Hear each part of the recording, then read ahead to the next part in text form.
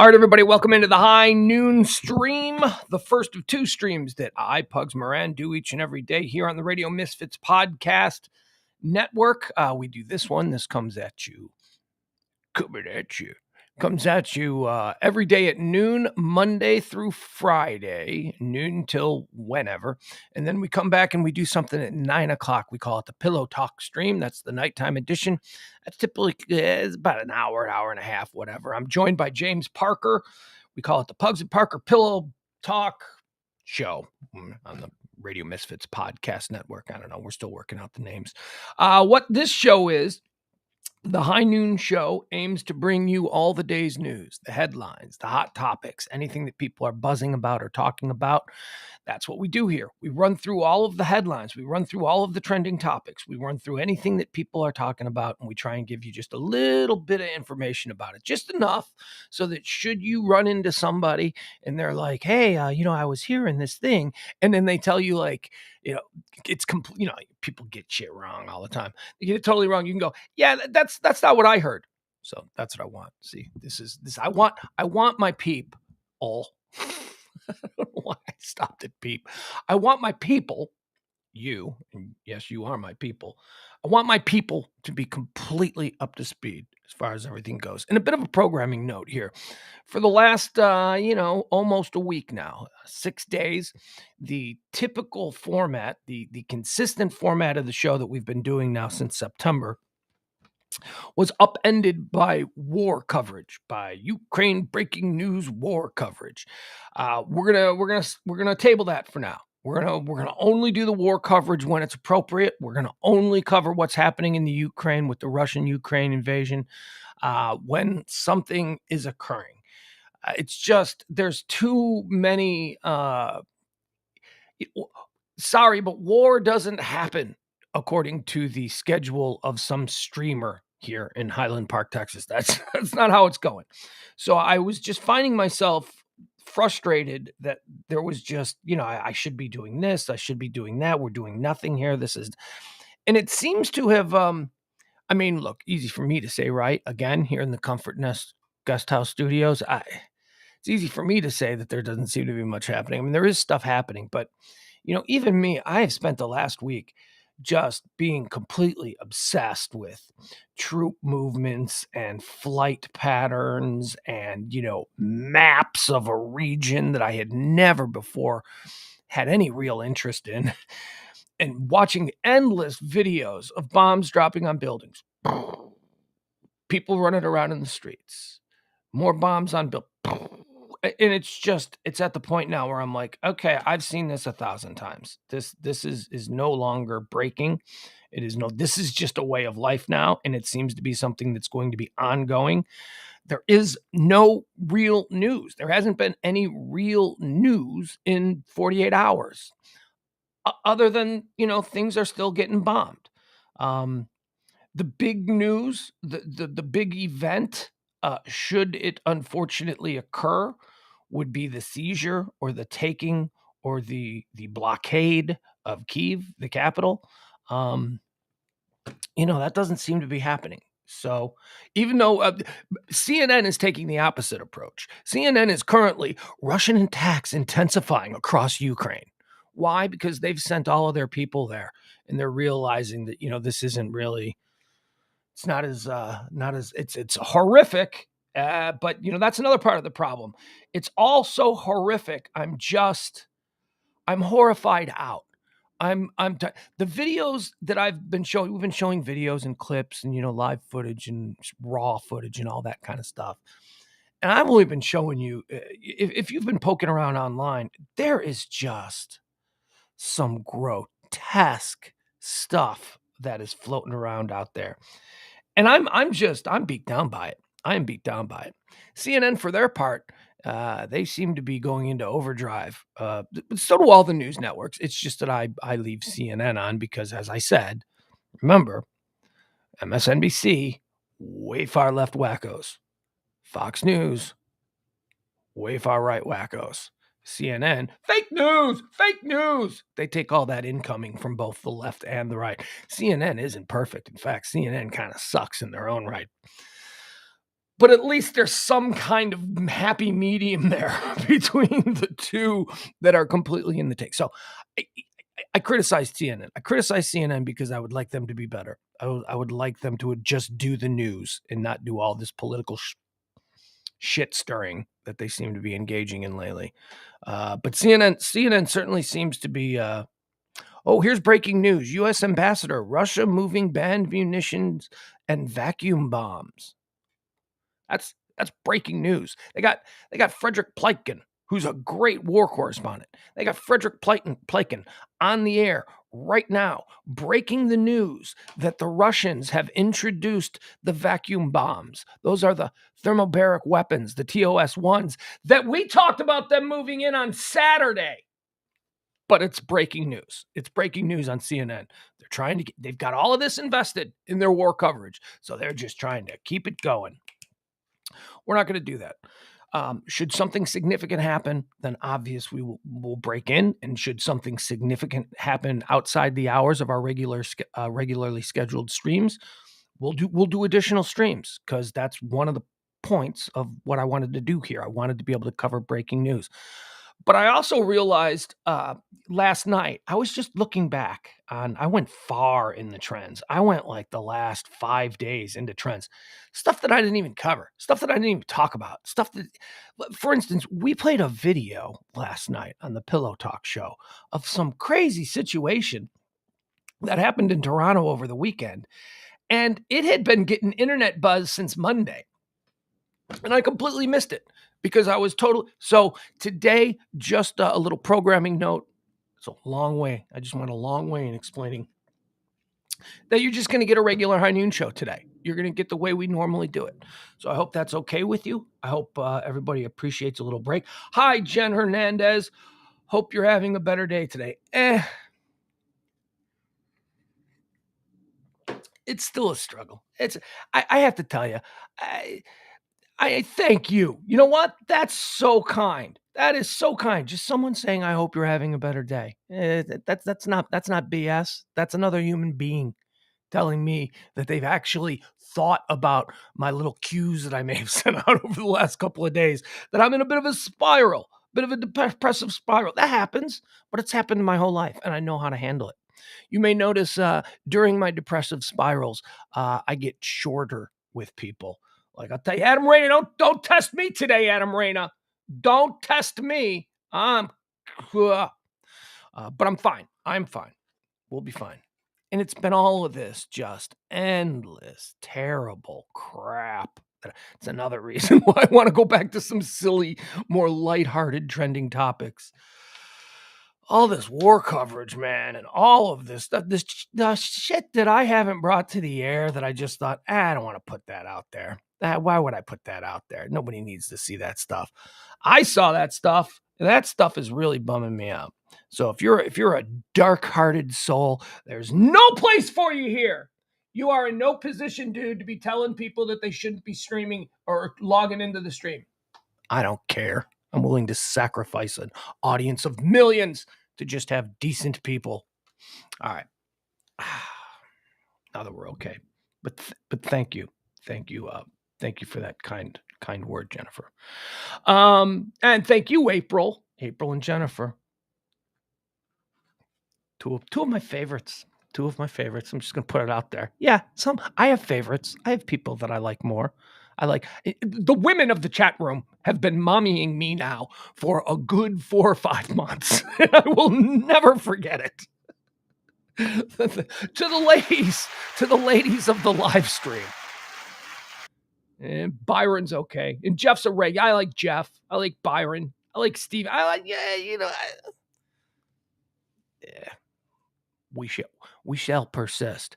Hey, don't say that. That's a politically divisive word. Persist. Is it? I guess it is. I didn't mean it in that way, though. You know how I meant it. I meant it in the way the word has been defined for thousands of years. I'm also upset because I finished Vikings Valhalla last night, and it was not a satisfying ending. It was very much, and it's over. Now you got to wait 2 years for another one. And I'm like, what? That's how it ends. Come on. So now I got nothing. Except I guess I got a new season of The Last Kingdom that I can jump into. Okay, as always, if you can help with the show, please, right there. That banner's up pretty much the entire show. You can contribute via a tip in any way, shape, or form. It is the end of the month. It's the first of the month. We blew through the end of the month. We had our lowest month ever, but we'll be fine. We shall persist. We shall. All right, let's get into the things that we're going to talk about today, because there's a lot of fun stuff. There's a lot of weird stuff, and there's a lot of interesting stuff, but we'll go through all the things that are trending, the headlines. We'll play some videos. We'll do all of that stuff. And I've got a very special breakdown that we'll be doing here in a couple of minutes. Let's see here. March 2nd. That is today. Today's March 2nd, year of our Lord 2022. It is the 61st day of the year in the Gregorian calendar. I never read that, but it says it right here. And there are 304 days until the end of the year. So, as I like to say, get those New Year's Eve plans ready. What is today? I always skip over what is today, and I've decided that I'm going to start doing the what is today right after the amount of days, because otherwise I forget to, get to it. Today is Ash Wednesday. Today is the day. Let me look. I'm looking at CNN right now. Ana Cabrera is on. Now, Ana Cabrera, I have to assume that is an ethnic last name. I would just go out on a limb and say that she was possibly raised Catholic. Possibly. Cabrera is her name. She does not have the ash on her forehead. Today is the day when we're going to be seeing all of our news people showing up, at least the ones who are Catholic and want to project how they're morally. They're not bankrupt journalists with no God or no faith. They show up one day a year with the ash on their forehead to show the whole world that, see, I'm not evil. I've seen Da Vinci Code. I'm not convinced that that's the religion that's safe from evil. I'm just saying. Ana Cabrera does not have her ash on her head, but it is Ash Wednesday. What is Ash Wednesday? Well, Ash Wednesday is. By the way, is Ash Wednesday just a Catholic thing? It is, right? That's you don't see like Lutherans. Lutherans don't do that silly thing where they walk around all day with ash in the sign of a cross. And it's supposed to be in the sign of a cross. They're supposed to take ash. The priest is supposed to take ash and put it on your forehead in the sign of a cross. But by I don't know, an hour and a half later, it's just a smudge. It's just a smudge. Ash Wednesday signals the beginning of the Lenten season for Christians. It takes place 46 days before Easter and the day after Shrove Tuesday, or as we like to call it here, Fat Tuesday. Those who celebrate Ash Wednesday reflect, fast, repent, and celebrate.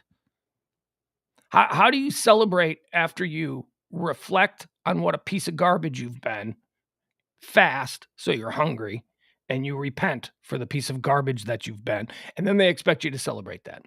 The ashes represent death and repentance, and Ash Wednesday services focus on both. In many churches, the ashes are made from the palm branches that are burned from the previous Palm Sunday service. Well, I used to know all this stuff. I forgot. I guess Sunday was Palm Sunday. Following a service mass, a pastor or priest will invite the congregation to receive the ashes on their forehead. A cross pattern or other similar mark is made. Mark of the beast. Ooh, wouldn't that be funny? You just see somebody on TV with a giant ash pentagram on their head. This solemn day begins a time of meditation, reflection, self-examination, study, and contemplation when Christians consider their own mortality and sinfulness in preparation for Easter. Byron says, I have an ash on my head, but I just coughed into my bong.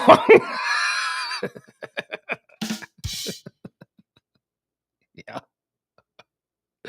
It's also World Teen Mental Health Wellness Day. Okay. All right. I don't know how we celebrate that. Teens, boy. Teens are when all the things start to percolate up. You start to realize what your 30s and 40s are going to be like when you're just a bummed out 16-year-old. It's just teen angst. Get over it.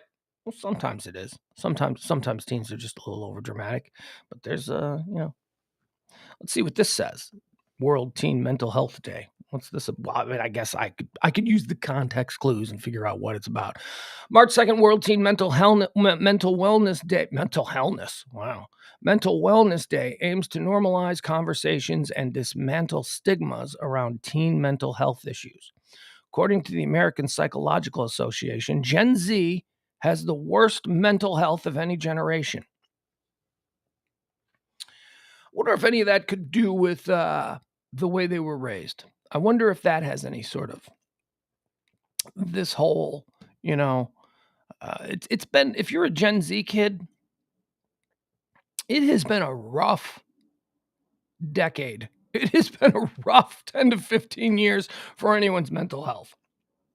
We're talking about the first generation of kid who has existed completely within the social media vacuum that the world is now, where everybody is allowed to be as mean as they possibly can because there are no ramifications for being an anonymous dick online. That is something that other generations, if someone was going to be mean to you in 1995 as a teenager, they pretty much had to do it over a telephone or in your face. And that was a little bit harder to pull off.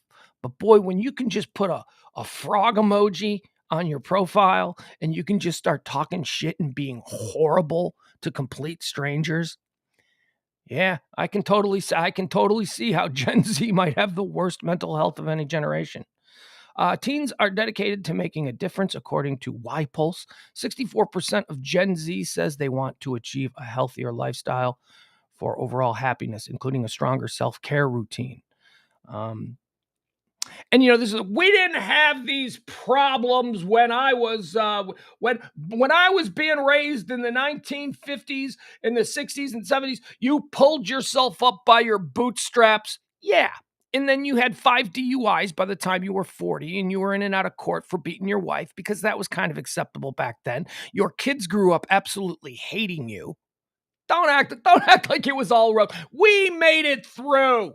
Nah, you just avoided everything. You just avoided all your problems and you did other things to try and get by. But don't act like you didn't have these issues. These issues are just inbred in the human being, the human existence.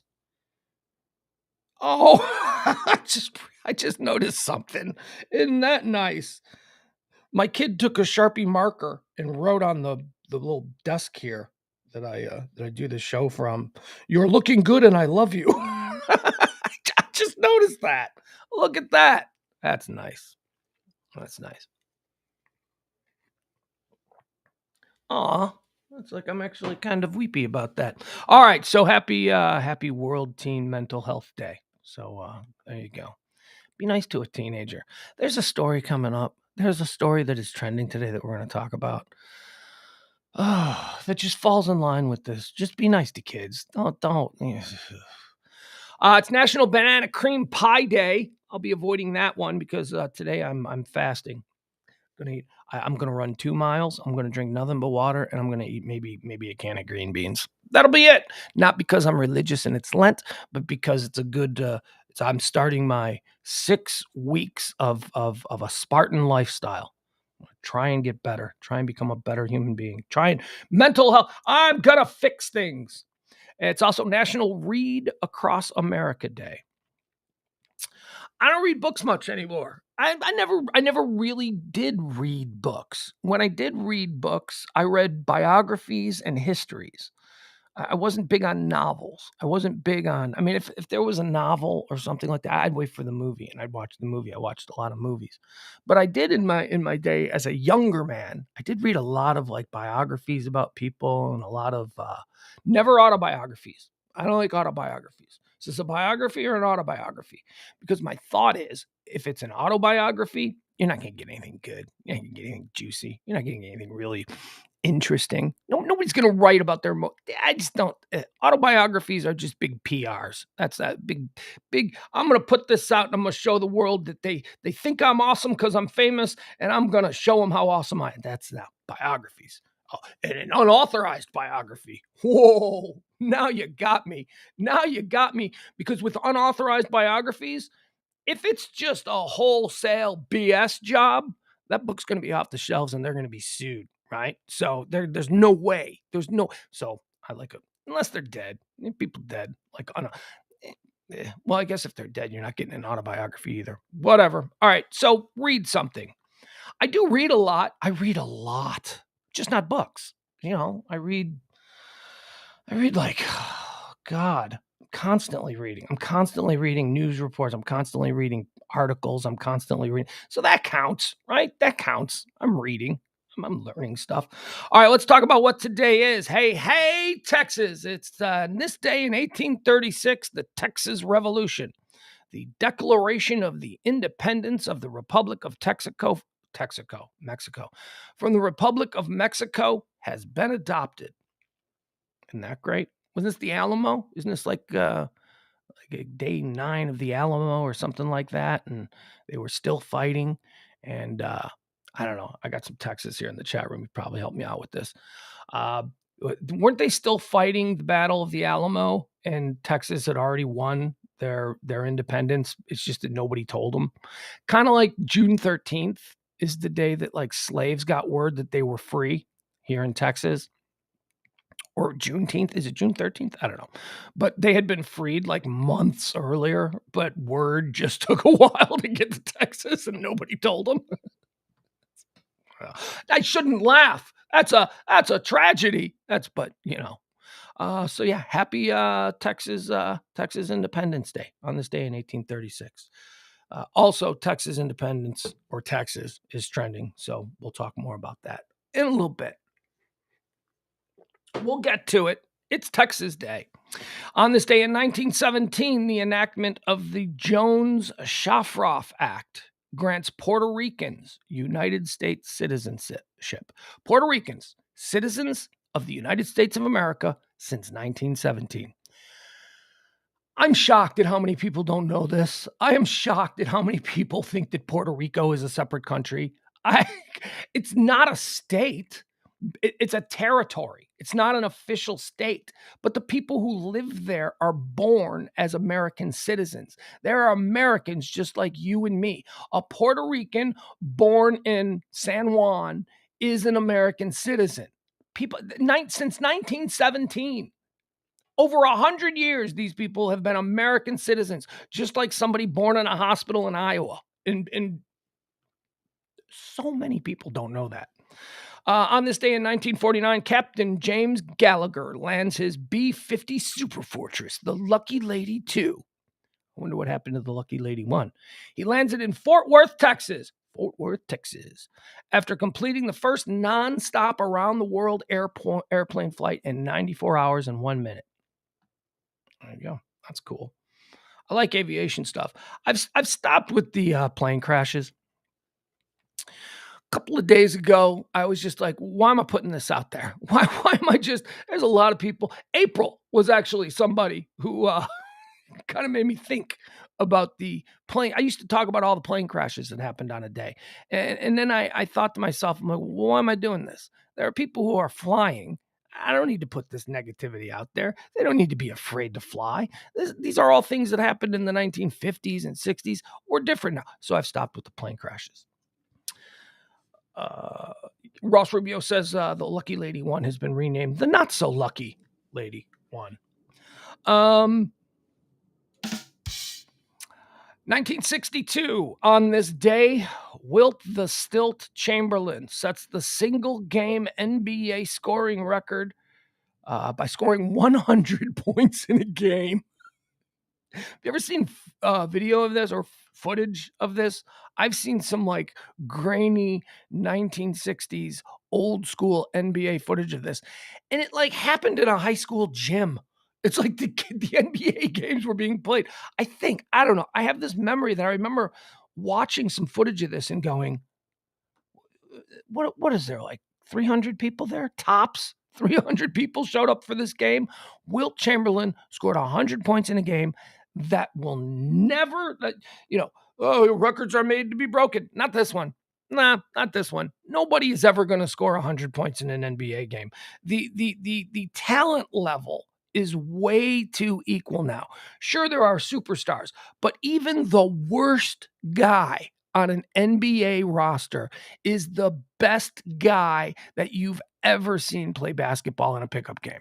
He's, uh, you can, guys in the G League are so much better at basketball than you and me. They're just, the talent level of people who make it to the NBA is unbelievable. Crazy. The worst guy in the NBA was probably the best basketball player anyone in his hometown has ever seen. Unless, of course, that hometown also produced somebody like Magic Johnson. Then he's a second or third. But you know what I'm saying? Crazy. The footage, too. Wilt Chamberlain scored 100 points in an NBA game when it was 10-foot tall Wilt Chamberlain playing against a bunch of 5'10" white guys. That's how he scored 100 points. That was pretty much it. Bill Russell wasn't playing against him in this game. Bill Russell was the other guy. He was the other really big, dominant player because everybody else in the NBA at this time, he's a tall one. He's 5'11". That's how the league was back then. And now, like I said, everybody is like 7 foot tall in the NBA. So happy he's dead, right? Yeah, Wilt Chamberlain's dead. Happy anniversary to the ghost of Wilt Chamberlain. The ghost of Wilt Chamberlain could still put up 30 in a game today.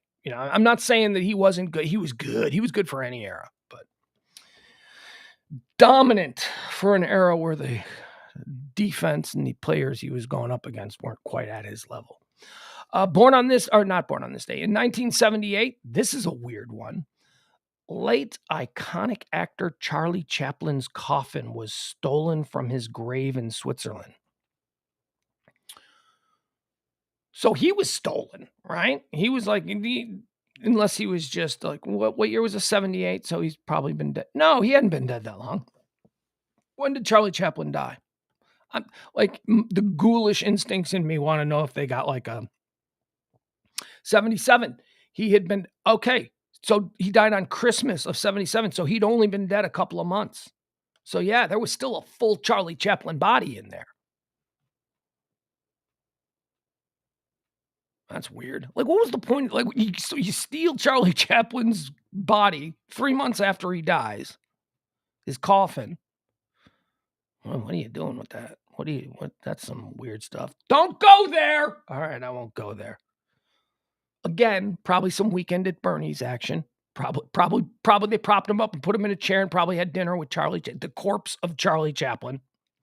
On this day in 1983, compact discs and players were released for the very first time in the United States. They had previously been available only in Japan, and we still use them today. I have so many of my old shows on compact disc, and I can't find. I wouldn't know how to play them. I don't have a. I don't know. I had a car up until recently that had a compact disc player in it, so I used to listen to it that way. But you got to keep up with the times. Got to transfer materials over to the latest tech. I have not done that. Let's see. Let's celebrate some birthdays. This probably has to do with the fact that it's National Reading Day. This is a guy who is an icon in America, probably around the world, who I have always looked at and went, I could do that. I'm not impressed by that. Happy birthday, Dr. Seuss, born on this day in 1904. Okay, the pictures were cool. The Dr. Seuss, the illustrations that Dr. Seuss did were really cool. Theodore Geisel, by the way, that's his name. Theodore Teddy G, Dr. Seuss, that was his real name. But those books, man, this dude became an icon. This guy, I don't even know, was he rich? Well, I'm sure he was rich, but by today's standards, probably not. He probably died with $1 million. Because when did he die? When did Dr. Seuss die? He was born in 1904. I gotta imagine he died 1991. All right, he lived to 1987. That's good. That's not great for an old person in these days. In these days, they're stretched out into the 90s now with regularity. But there he is, Theodore Geisel, Dr. Seuss, born on this day in 1904. I still maintain I could have done that. He should get credit for having the idea, Like, but I could have done that. Like, you see Dr. Seuss stuff, and I go, I could. Happy birthday. Look, Dr. Seuss, you were a great contributor to world culture. Your kids adore you. Every kid in the world still reads Dr. Seuss books and still knows Dr. Seuss. So maybe I couldn't have done that. The staying power, bravo, my friend. But it's not like you're Hemingway or anything, you're Dr. Seuss. Born on this day in 1917, also dead. Mentioning him because he's getting a bit of a resurgence. Desi Arnaz. Desi Arnaz, Cuban-American actor, singer, and television producer. Of course, Javier Bardem portrayed him in the new Amazon Prime film, being the Ricardos. And again, Adam Rayna hates that movie. It's the worst movie he's ever seen. That movie sucks. Anybody who likes it is a complete idiot. I might be reading into his critique of it a bit, but still, that's how it's taken when he says it. I thought it was good. I thought it was interesting because I love the details of that era, of the early days of broadcasting, the early days of television. Being the Ricardos is not about Lucy. It's about a specific time during the production of the Lucy show. And what that show has really done for the first time is show what a powerhouse, what an executive, and what a creative guy Desi Arnaz was. He never really got credit. He was always, seen in the time as a bit of a Tom Arnold. Lucy was the megastar and Desi was her husband. And, he ran the studio. Desilu Productions went on to be one of the biggest and most prolific producers of hit television shows America has ever seen. So happy birthday, born on this day, Desi Arnaz. He's having a bit of a moment where people are finally recognizing that, hey, and it was because he was a Latino or Cuban or whatever they define themselves. I'm not sure. A Caribbean, I have a friend who's Latino, or a friend who's Cuban who says we're not Latinos. We're whatever. I don't know what Desi Arnaz called himself, but it was because he had brown skin that during this time people overlooked him, and he just kicked ass behind the scenes. It's a good movie if you really want to see how powerful and how in control of things Desi Arnaz was. Being the Ricardos is a good example of that. Born on this day, also dead, Lou Reed. Doot, doot, doot, doot, doot, doot, doot. Died in 2013, born on this day in 1942. That would be 60, 70. He's 80 years old today, would be 80 years old. Didn't make 80. Lou Reed didn't make 80. Yeah, you see people of his generation living into their 90s, but when you spend the 1970s addicted to heroin and doing all kinds of things to your organs and your bodies, they ain't going to stand up to the test of time the way that a normal person, but hey, Lou Reed was never a really great appreciator of Lou Reed. He's got a couple of songs that I know, but then there are other people who are really into music who are like, man, Lou Reed is great. I'm like, okay, all right, I believe you. I just never got into it. It's just, I know that I know Sweet Jane from the Velvet Underground. I know the doot doot doot doot doot doot doot doot. I know that song. Is that the same song as Lola? Lola. No, that's not. That's the Kinks. That's not Lou Reed. That's another tranny song though. That's another 70s song about a trans person. Okay. Just some more birthdays here. Happy birthday, born on this day in 1952. One of the most forgotten members of the original Not Ready for Primetime Players on Saturday Night Live. Born on this day in 1952, Lorraine Newman. Lorraine Newman is also having a bit of a moment recently. People are rediscussing her. Her daughter, Hannah Einbinder, is like fantastic. Her daughter is really great. What's the show? Hack on HBO. If you watch the show Hack on HBO, which I'm so happy to see, it's winning a bunch of awards. Every time that it's nominated for an award, it seems to be coming down this era of television critical acclaim to Ted Lasso and Hack. And if you haven't seen Hack on HBO, you really should. It's funny. It is the story.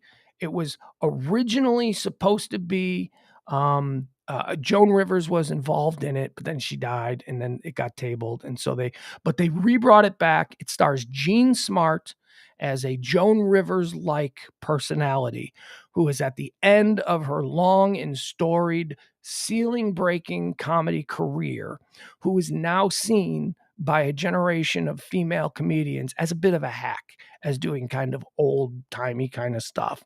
And she's working in Vegas. She lives in a mansion. She's a bit, she spent the last 40 years of her life with yes people surrounding her, telling her that all the jokes that she writes are really funny. And so her act has suffered. And she looks out into the audience and she sees just, a bunch of blue hairs, a bunch of people with walkers and oxygen tanks, and she's still getting paid.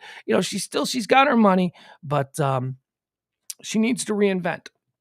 So she decides, her manager actually decides to go get a young, cutting edge, provocative female comedy writer to come in and work with her. And that's Hannah Einbinder. That's Lorraine Newman's daughter. She's really good in this show. So happy birthday, Lorraine Newman. She was born on this day in 1952. What would that make her, 70? Something like that? Yeah, do the math, stupid. Okay. Born on this day in 1962, which would make him 60, is John Bon Jovi. Boy, oh boy. When Bon Jovi first came out, that was like right in the heart of my generation. When the band Bon Jovi came out, if you had told me in 1987 that John Bon Jovi would be just this icon of rock and roll, I'd have been like, what? They're at best. We are talking about a one-hit one. Slippery When Wet was a great album, but there is no way that band's going to even be remembered by 1998. Well, here we are. Here we are in 2022, and the band Bon Jovi and John Bon Jovi himself, iconic, definitely. Born on this day in 1977, Coldplay guy. That's how I know Chris Martin. Chris Martin is such a generic name. It's like, Chris Martin, how many Chris Martins do I know? There's a Chris Martin in baseball. There's a Chris Martin that I went to high school with. Coldplay guy. So Chris Martin, Coldplay guy, born on this day in 1977. I don't have a problem with Coldplay. I don't have a problem with them. Coldplay song comes on. I like this one. Another one comes on. I like this one. Maybe another one. I like this one. Yeah, Coldplay's fine. I got no problem with Coldplay. I love the yacht rock. That's like my musical genre of choice when I'm just trying to relax and maybe I'm cleaning up around the house or trying to write. I put on my kick-ass Spotify yacht rock playlist that I've created. Coldplay's got some yacht rock. Slides right in nicely with some Toto and some Steely Dan. It's very, very nice, very calming, very moody. I got no problem with that. Also celebrating birthdays today, three athletes, two born in 1982, one born in 1985. We got Heinrich Lundqvist, Swedish ice hockey player. Rangers, I think he played for the Rangers, maybe the Islanders. I don't know, goalie, I know that, he's retired. Here's what I know about Heinrich Lundqvist. I know that every girl that's into hockey is like, he's the hottest man who has ever lived. I don't know. I saw he did the cover of GQ once, and I was like, yeah, okay, I can see it. How can you be a goal? First of all, it really sucks too because he had to wear a mask his whole career, so like nobody knew what he looked like. But he looks like a Viking. He's just like very, very handsome guy. Looks good in a suit. That's it. That's my entire take on Heinrich Lundqvist. Other than he was a pretty good goalie. Ben Roethlisberger. Ben, not one of the most handsome men. Ben, he's kind of chinless. He's got big like cheeks. He's a bit rapey, if you believe the stories. So there you go. I won't even say happy birthday, Ben Roethlisberger. I'll just say, have a birthday, Ben. Born on this day in 1982. Him and Heinrich Lundqvist are the same age. By the way, I'm pronouncing Lundqvist that way because, as I said, I just finished watching Vikings Valhalla, and I'm working on my Swedish Dane Norway accent and pronunciations. Lundqvist. Born on this day in 1985, Reggie Bush, American football player. Reggie Bush could be credited with putting Kim Kardashian on the map because Kim Kardashian was still Paris Hilton's like chief lieutenant. She was, there was Paris Hilton. The whole world was about Paris Hilton. Nobody really noticed Paris Hilton's hot friend who wasn't famous until Paris Hilton's hot friend who wasn't famous started dating Reggie Bush, who was, just won the Heisman Trophy and was a big draft pick. New Orleans? Did New Orleans take him? I think the Saints took him. So there you go. So congratulations, Reggie Bush. You gave the world, you turned the world spotlight on. Sorry, I'm just distracted. You put the world spotlight on Kim Kardashian. He was born on this day in 1985. Did he ever get his Heisman Trophy back? They took Reggie Bush's Heisman Trophy from him, which you can't do that. You can't take the Heisman Trophy. His Heisman Trophy was vacated due to violations of NCAA rules. Yeah, he was drafted by the New Orleans Saints, second overall in the 2006 draft. Okay, you can't take his. He won the trophy for what he did on the field. You can't take it away because the school gave his parents a house. That doesn't negate what he did on the field. That negates you. Why doesn't the school? The school. Pugs, the school did get in trouble. Yeah, but not him. Why him? Why take something that is merit-based that he achieved by being one of the most exciting college football players you've ever seen? Now do O.J. Simpson. No, I don't want to get into O.J.'s Heisman Trophy. That's different. Life is complicated. There are gray areas, and some things that seem equal are not equal. That is. But O.J., you can't negate what he did in college. O.J. negated a couple of lives. He was not convicted. Oh, God, let's not get into that. Please, let's not get into that. Deaths, not many deaths. Not too many deaths on this day. Jeff Healey. Jeff Healey died on this day. Canadian singer, songwriter, and guitarist. He died on this day in 2008. I only know Jeff Healey from Roadhouse. He was the blind guitar player. He had a cup of coffee in the fame circle of American popular culture, and then some song about angels or something like that. And then he went away. So there you go. So no more Jeff Healey. Jeff Healey died. What did Jeff Healey die of? He was a blind guy, and he died young. 41 years old. 41 years old. How did he die? Let's see here. Oh, illness. There was an illness. Oh, God love him. On January 11th, 2007, Healey underwent surgery to remove metastatic tissue from both lungs. In the previous 18 months, he had 2 sarcomas removed from his lungs. On March 2nd, 2008, Healey died of sarcoma in his hometown of Toronto at the age of 41. He was buried at Park Lawn Cemetery.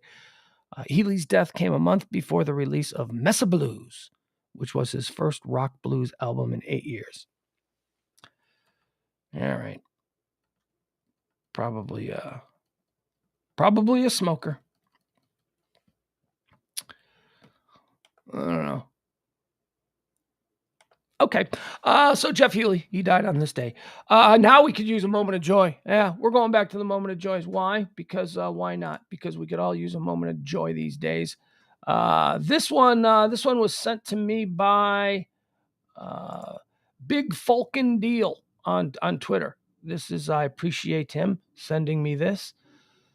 This is funny. This is the return of an old friend. Do you remember? Do you remember the guy, Captain Jenks, from the old Howard Stern show? Captain Jenks tortured people who did live TV by calling in, and basically he started the whole Bubba Booey thing where you'd call in and you'd mess with people. Captain Jenks, I haven't heard this name in years, but Captain Jenks is back, and this looks to be him hitting MSNBC during some war coverage. U.S. Staff Sergeant Michael Boyd is at the U.S. Embassy in Ukraine and says that he saw a missile in the air hit the plane. He is on the phone with us. Sergeant, are you there? Yes, I'm here. Can you hear me? I can. Please tell us what you saw there on the ground in Ukraine. Well, I was looking out the window and I saw a projectile flying through the sky, and it would appear that the plane was shot down by a blast of wind from Howard Stern's ass. So it would appear that the plane was shot down. Can you tell us anything more from your military training of what sort of missile system that may have been coming from? Well, you're a dumbass, aren't you? I'm sorry, sir. Sorry, what? All right, we're going to take a quick break, and we'll be back with all the latest. You do realize that when she went to take that quick break, you do realize that that was only after a producer in her earpiece said, "Get out of this. This is a joke. This guy this is Captain Jenks from the Howard Stern show. What is wrong with you?" If this is another example of these robotic, mindless news people. She's talking to someone on the phone who is giving her information. She has no interest in reacting and offering follow-ups to the information she's given. She is simply moving straight ahead and going to ask the next question. She's not listening. She's not engaging. She's a robot. That's why after he says it appears to have been shot down by a blast of wind from Howard Stern's ass, she didn't react because she didn't hear it, because these people are not thoughtful. These people are robots. Good Lord. How embarrassing. And then he says, "Well, you're really a dumbass, aren't you?" And she goes, yes, sir. How are you that detached from a job that is paying you, in her case, probably $600,000 a year? I don't know who that was. She didn't seem like a name to me, so I wouldn't put her up in the millions. But my God, because she looks good. She's just a vapid, pretty girl who looks good on camera, who has an ability to read off a teleprompter. As Don Henley sang, bubble-headed bleached blonde that comes on at 9. That is ridiculous. That is. But funny. There you go. To you, Captain Jenks. Your act got a little tired there for a while, but it's been a good decade since I've heard a Captain Jenks prank call. There you go. Okay, so let's get into the things that are trending. Let's talk about all the things that are happening in today's world. What is trending? What is trending? Okay, Ukraine is trending. We're not going to do a whole Ukraine thing, but it is trending.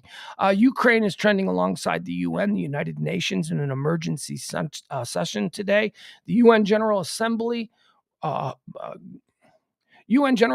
resolution calls on Russia to withdraw all troops immediately, completely, and unconditionally. Hey, stop it.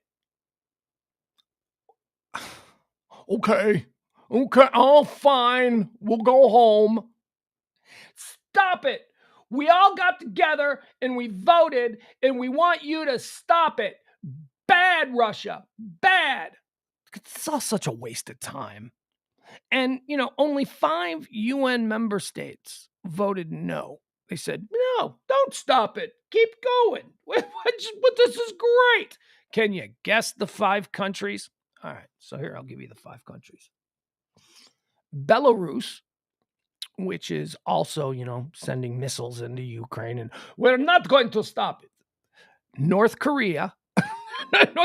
Why does North Korea? I thought North Korea was a pariah state. How do they even have a seat in the United Nations? What the?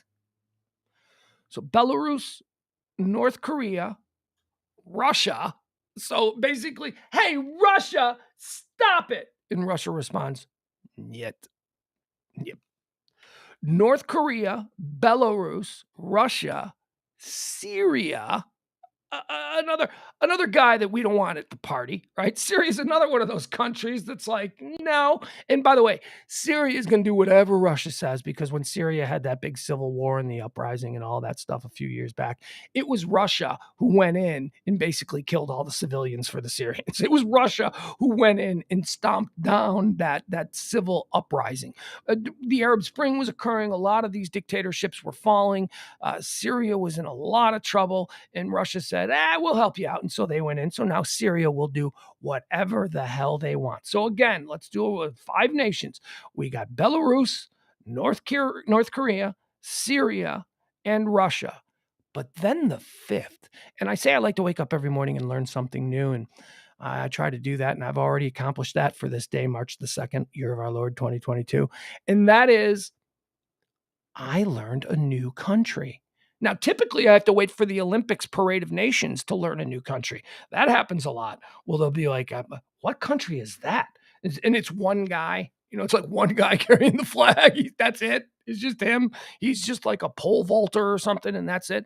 And it's always some country that I've never heard of that probably doesn't even exist anymore because it's just a real tentative sort of state that is constantly in at risk of coup and overthrow and renaming, rebranding, whatever.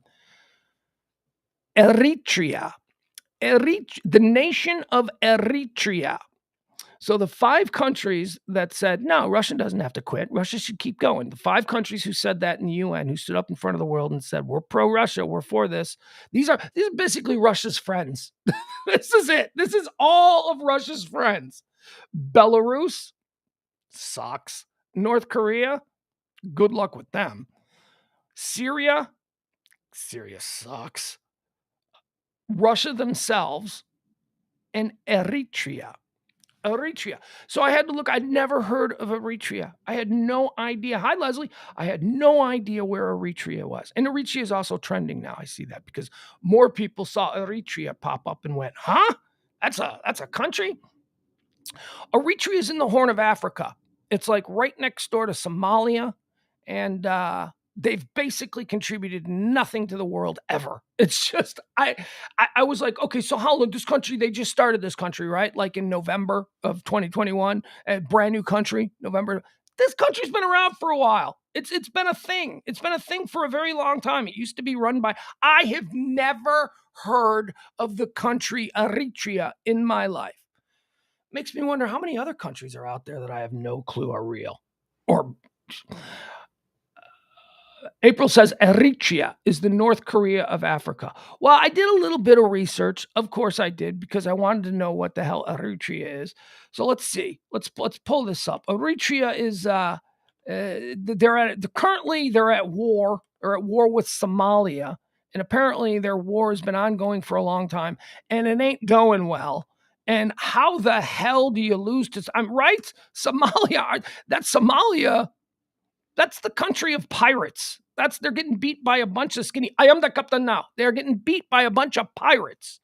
Eritrea is a country in the Horn of Africa region of Eastern Africa with its capital and largest city, Asmara. Have never heard of Asmara.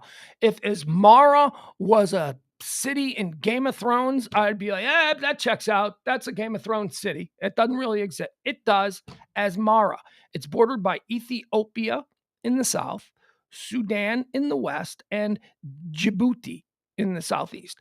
Djibouti is another country that, you would think you'd never hear about because it doesn't really do much, but it's such a fun name that I've heard of it before and it's stuck. The northeast and eastern parts of Eritrea have an extensive coastline along the Red Sea. The Red Sea? Okay, so here's something. The Red Sea. Where is the Red Sea? Have I heard of the Red Sea? Moses, right? Didn't Moses part the Red Sea? But I thought that was just a biblical name for a sea that we just call, like, I don't know, the Dead Sea now. I don't know. The nation has a total area of approximately 45,000 square miles and includes the Dahlak Archipelago and several of the Hanish Islands. I don't have that much interest, but I woke up today and I learned that there's a new country and it's called Eritrea, and they're assholes. They are assholes who are voting with Russia. Good luck, Russia. Is that going to be your access of power when the entire world turns on you? So you're going to war against the entire world, and you got Belarus, Syria, who couldn't handle their own uprising. You got Belarus, Syria, you got yourselves, you got North Korea, who, come on. Those people, you send a North Korean army to another country, those people are never coming back. They're like, no. Okay, we're laying down our weapons. We're going to stay here. We would rather be prisoners of war to a free nation than actually have to go back to North Korea. And Eritrea. Good luck, Russia. Good luck pushing this forward. Eritrea in the news today. Okay, so here's something else that's trending, and we covered this last night, and I feel like we need to take a deeper dive, and maybe there's some people here that didn't see it. It's actually trending. It's trending under the Hespler incident. Actually, it was trending on Monday, and I pulled it because I found it when I said that I had gone back to look for things that maybe I missed. This just came across our radar last night, and there's a YouTube video of it. It happened in Toronto, or outside Toronto, Canada. Cambridge, Canada. Is that where it is? Anyway, the town is Hespler, but I've never heard of Hespler either. But I have heard of Canada, so there are more details coming. So this is a crazy Ring doorbell video of an incident that occurred on Saturday afternoon at 4 p.m. In this nice, sleepy little suburb of Hespler, and I said last night, it's the greatest movie I've seen in 2022. It is the most crazy. So we're going to watch it here. I'm going to pull it up. And then we spent a great deal of time last night trying to figure out what was going on here. And although we still don't have all of the information that would satisfy us, our curiosity, because there are a lot of questions. You see this video, you are going to have questions, as do I. Some of them have been answered, and some of them have been at least given a little bit more color and shade, and we understand a little bit more about the details that we're seeing. So let me play this for you. This is being called the Hespler incident. It occurred in Hespler. Let me make sure, because it's an 18 only. There it is. Okay. Let me make sure we can show it. Yes, we can. We've got it. All right. So let's just sit back. It's a couple of minutes. We're going to watch it a couple of times. I want your comments in the chat room, and then I'm going to tell you what was going on here, or at least as far as we know. So here you're seeing a Ring doorbell of a nice little neighborhood in Canada, Hespler, Canada. February 26th, that was Saturday when this all went down. And might I direct your attention to this area right here, this area of the street, because that's where it all begins. And let me give you a little more sound on that. And here we go. Sit back, relax, and enjoy the Hespler incident.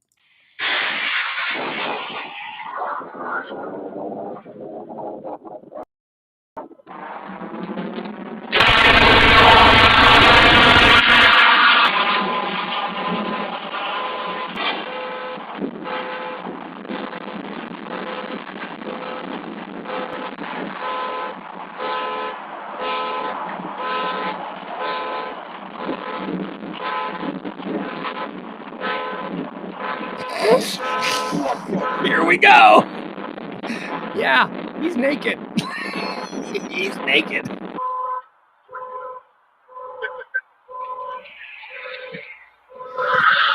Okay, we know now he runs into a corner bar. That's a corner bar right there. And he runs into the kitchen and he just starts breaking things in the kitchen. A little bit of time passes. The paramedics show up. Some police show up.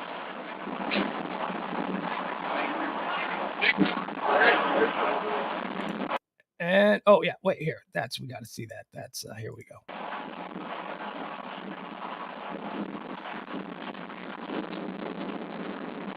So they catch him at the bar, and one of the dudes in the bar, here he is. One of the dudes in the bar gives him a ride back to the scene. And now here he comes exiting back out of this car. That's his car. Here he is. He's still naked. Remember, he ran into the bar and he just started trashing the kitchen. He got roughed up a little bit in the bar, and then he calmed down enough. Somebody took him back. So he's walking around naked, barefoot. This lady's like, "Are you okay? You gotta stay here." He's like, "Nope. Look at me, free as a bird." He's getting back in his car, and we're off to the races. Okay, wait, can we just for a second here? This guy right here, the hands. What is going on here? My God. What the?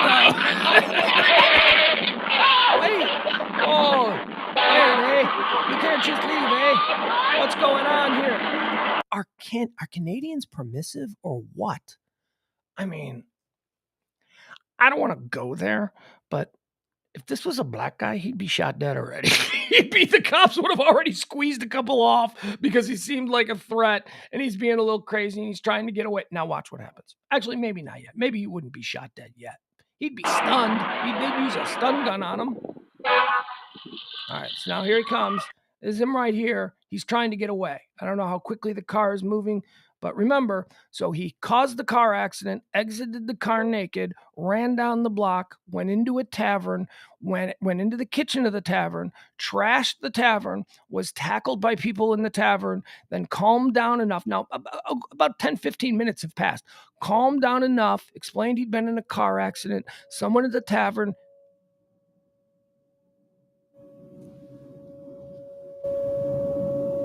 Do you hear that? It's 1 o'clock. Why are the tornado sirens going off?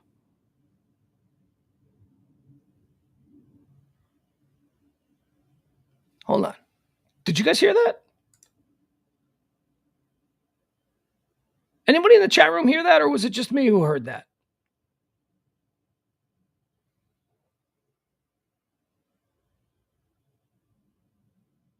Okay, whatever. It's over. Let's go back to the story. Probably nothing. The world is on the brink of world war. They just, a siren just went off here in Highland Park briefly. All right. It's sunny. It's beautiful. I don't believe that we have any tornadoes coming through. And don't they test them at wait a second, today's Wednesday. Did they test it on the first? Where I'm from, they test them on the first Tuesday of the month at 10 a.m. Oh, it is top of the hour, though, so maybe it is a test. Although it's I don't know. All right, now I'm just a little distracted. I don't know what that was about. Did anybody else hear that? They test them at 1 p.m. across the Metroplex at the start of the month when off here in Wiley, too. Okay, thank you. There we go. All right, the bad time to be not aware of when they do the testings. Okay. It's first Wednesdays of the month here at 1 o'clock. Okay, where I'm from, it's the first Tuesday of the month at 10 o'clock. So that's why I was a little bit thrown. All right, back to the story. So he causes the car accident. He exits the car naked. He runs to a bar and a tavern. He begins to trash the kitchen in the tavern. He is knocked around a little bit by the people in the tavern, but then he calms down. And although we're just watching this over the course of 4 minutes, this movie is 4 minutes, actually more time is passing. He's been at the bar a while. That's why we see the arrival of the police cars and the emergency vehicles. And he arrives back on the scene being driven by someone at the bar who is like, okay, man, I get it. You've been in a car accident. Let's take you back there. So he goes back and he exits the car of the bar patron who drove him, and he gets right back in his car and decides to leave the scene. So that's where we are. People are chasing him. You see him here. He's going to make a right turn. Stop that car, she yells. He's using his turn signal. Oh, he's got his hazards on. Okay, this dude opens the side door. What's going on here? He's now drifting up. And look, the guy in the gray, I don't know if that's a police car or whatever. They might have pickup truck police cars there. They stop him, and he's still not in cuffs. He's still not tackled. He's back on foot, running around the neighborhood naked. Here he comes. He's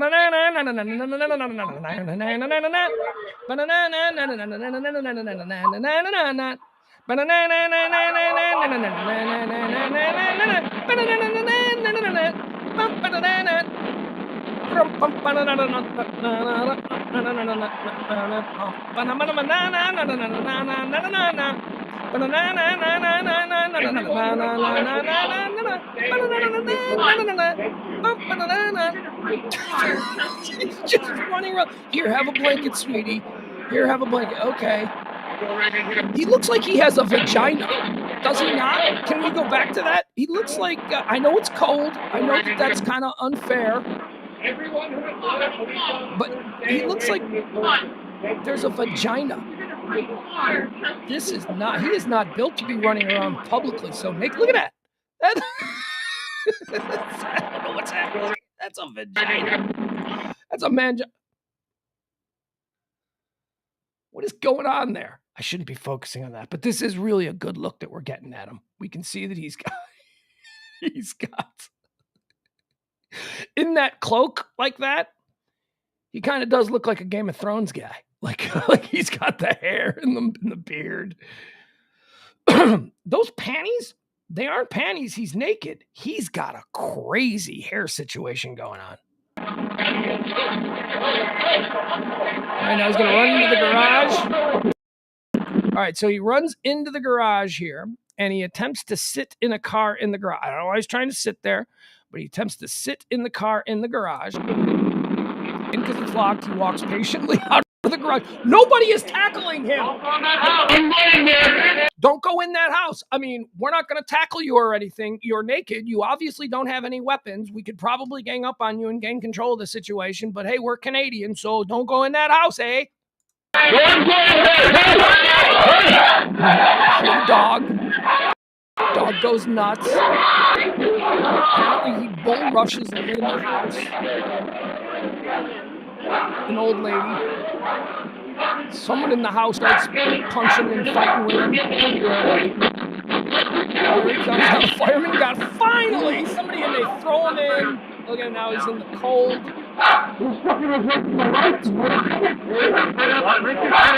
Good thing he's got that manscaped dude bush, because he needs something to protect him from the snow.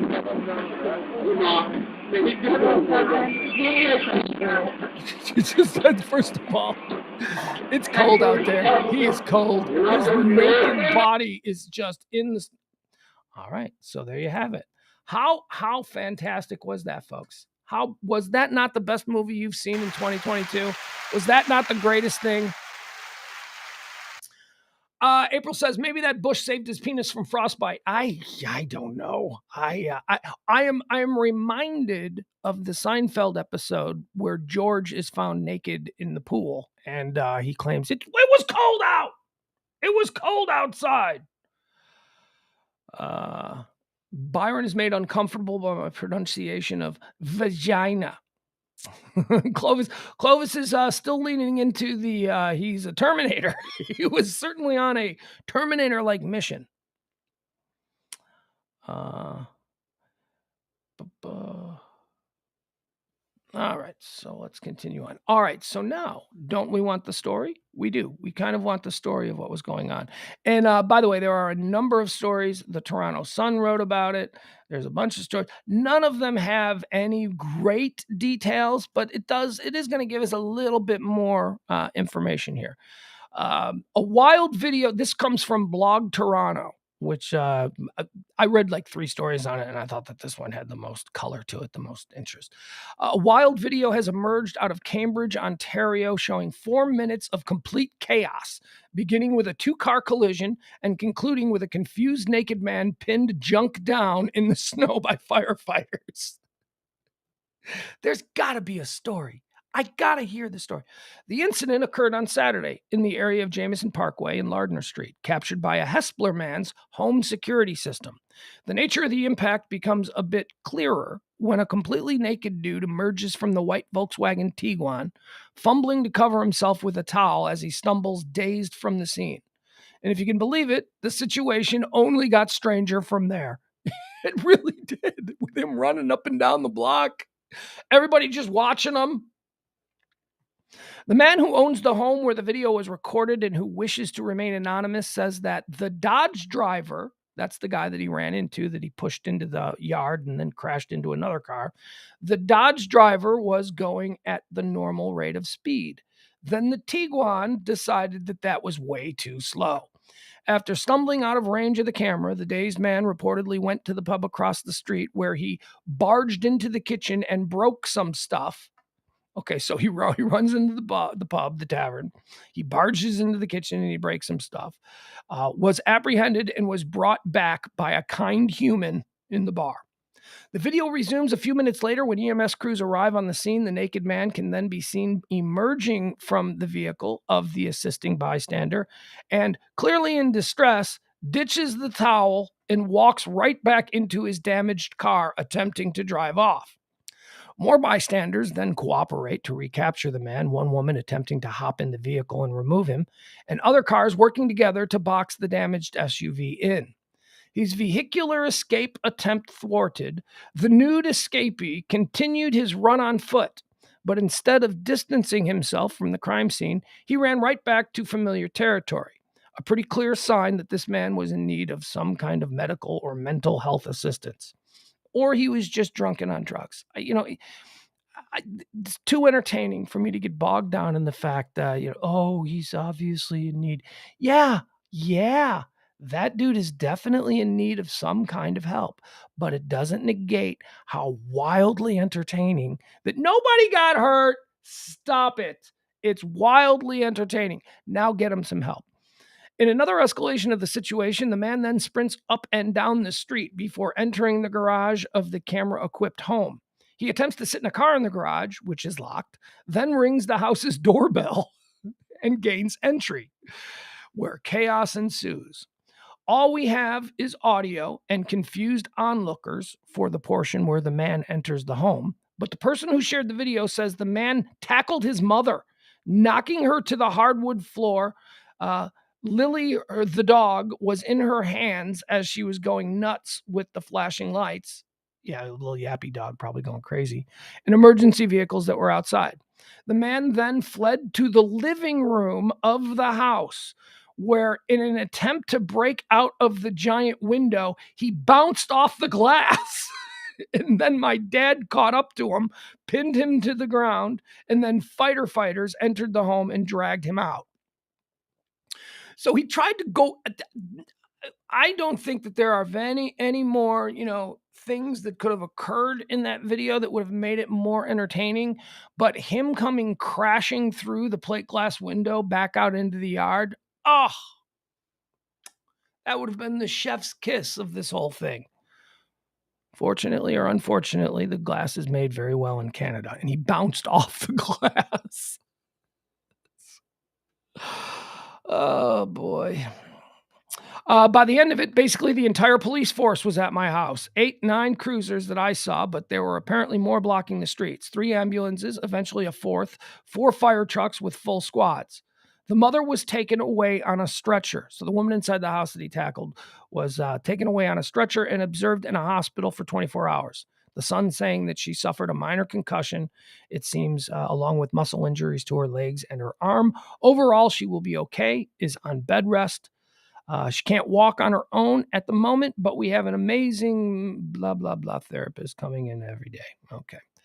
The Waterloo Regional Police Service says the driver of the gray Dodge involved in the crash was transported to a local hospital with non-life-threatening injuries.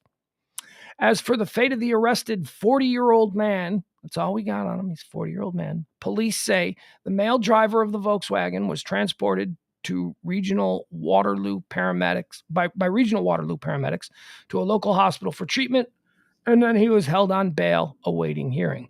Police have stated that the man in the video is now facing several charges, including dangerous operation of a motor vehicle, break and entering, commit indictable offense, which is assault, careless driving, failure to properly wear a seatbelt, speeding, and race motor vehicle offenses.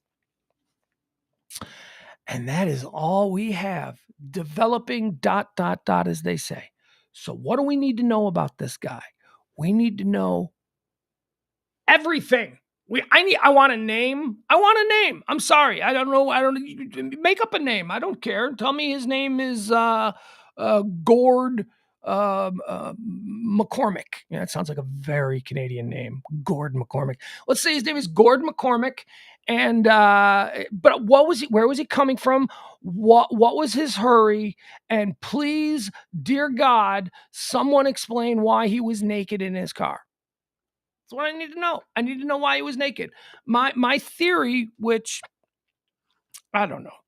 My theory is that, it looks, if I was to just go on context clues, he was having an extramarital affair with somebody, and the husband came home, and he did that thing that we always see where he goes out the window, and I don't know how he got the car keys. Maybe they were right there on the bedside table. But he jumped in his car, didn't have time to grab his clothes or anything, and that's why he was hightailing it out of there. I mean, that sort of makes sense to my monkey brain. My monkey brain goes, okay, if that's what they end up telling me, I'm going to be good with that. That sounds fine. But I really don't buy that. I don't really buy it. A couple of reasons. That doesn't really happen. That's the kind of thing that happens in movies where my husband's home. Quick, get out the window. And then, honey, I'm home. And then, you hear him like coming up the steps. That's not how it really works. That's not really. It would be more like, who the F's Tiguan is that in the driveway? Because you're never totally shocked that your wife is cheating on you. There are things that have happened in the months and weeks prior that you've got some idea that something's going on. And nobody comes home unexpected like that. That's not a real thing. I've never had that happen. I've never had. No, maybe I shouldn't say that. But it seems like the scenario that I have painted for this to make a little bit of sense to me. It seems very Hollywood. I don't know. James Parker says that he just was driving around naked, playing with himself. And that's almost too simple in the other direction. There is a story here, and we need to know what it is. April says, wouldn't his nudity make him a registered sex offender in the States? Public nudity? I don't know. Would it? I don't know. That's a good question. Byron says the wreck was the only normal thing all video. It was. The car accident is the only thing. And even if that's where it ended, it would still be like cool video because it's crazy. Here, watch the car accident again. I don't think we're giving enough credit to the car accident. It is a very interesting car accident. He plows this black truck that's in front of him. He plows it right. Here we'll show it again. There's so much going on. I don't know that we've really paid attention to it. The black car that he plows into is sent careening through a yard and slams into some innocent dude's car that's just sitting in his driveway. Oh, would that suck? See, look at the black SUV. He's banged it. You can't stop. And now he's on snow. First of all, if there was no snow and it's just grass, it's hard to stop on grass. You slide. But grass covered in snow and ice? This one's better. All right, so it's the car. Is it this car right here that gets jacked? I think it is. Oh, man. That is a hell of an accident.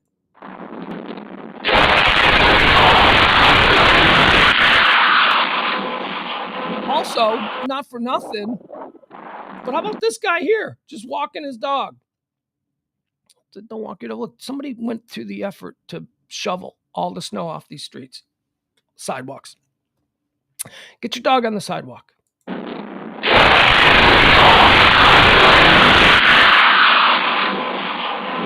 Okay, also would have been cool had he taken out the fire hydrant, because then you'd have that thing that we always see in movies where the water is shooting. That would have been cool because it would have been an ice fountain.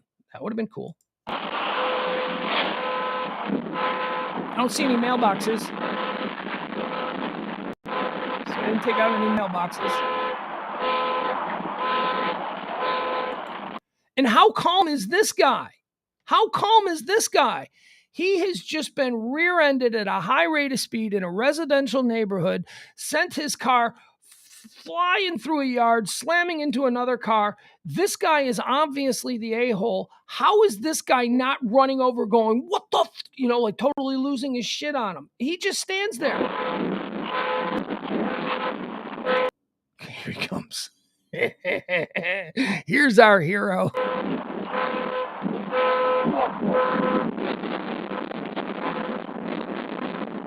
And he's Canadian because he has a blanket in his car. All cold weather people have blankets in their car. All of them. Not here in Texas. Not something I've ever seen in Texas. But in cold weather places, you always have a blanket in your car.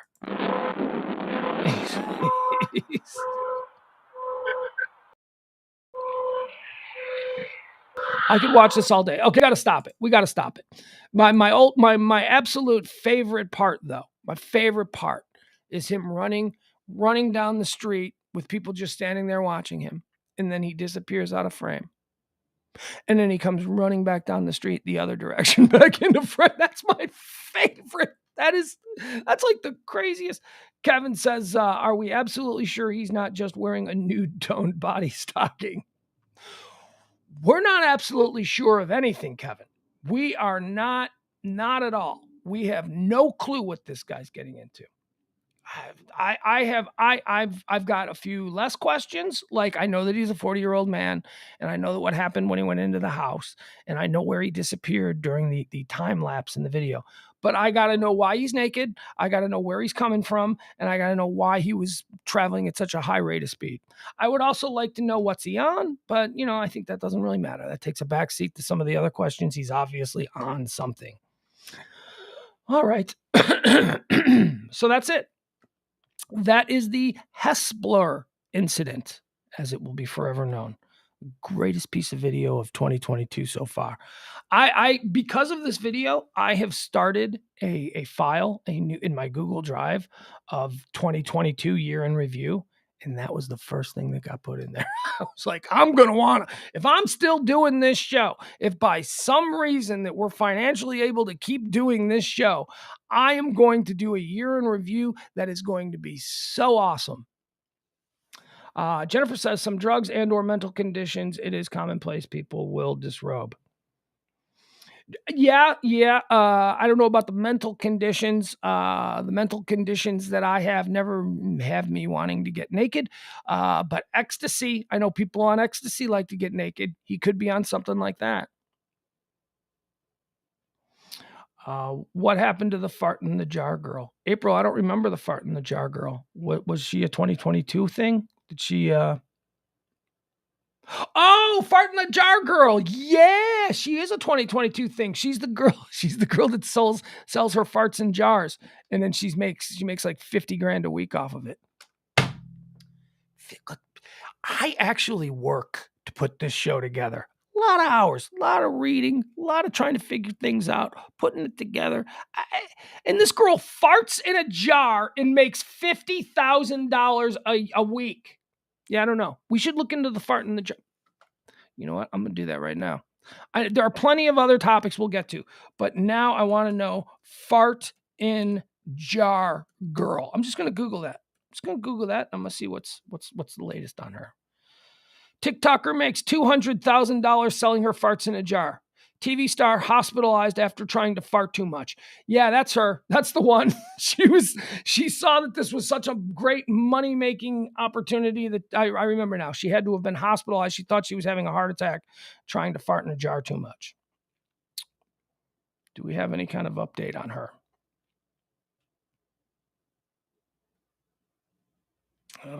Yeah, no, we don't. We don't have anything new. See, she's brilliant. She's an absolutely brilliant woman. She has done something. See, me, when you do something, when you try and create some kind of content for streaming, the first thing you do is you say, okay, who do I want to make this for? Who do I want? You're not going to be able to do any kind of mass appeal thing anymore. That was the way that networks programmed TV when there were only 3 options and you had to appease everybody across the country. It's the whole thing of, will it play in Peoria? That's what that meant. Well, so you don't have to do that anymore. Now there are so many options, you can just zero in on a specific group of people.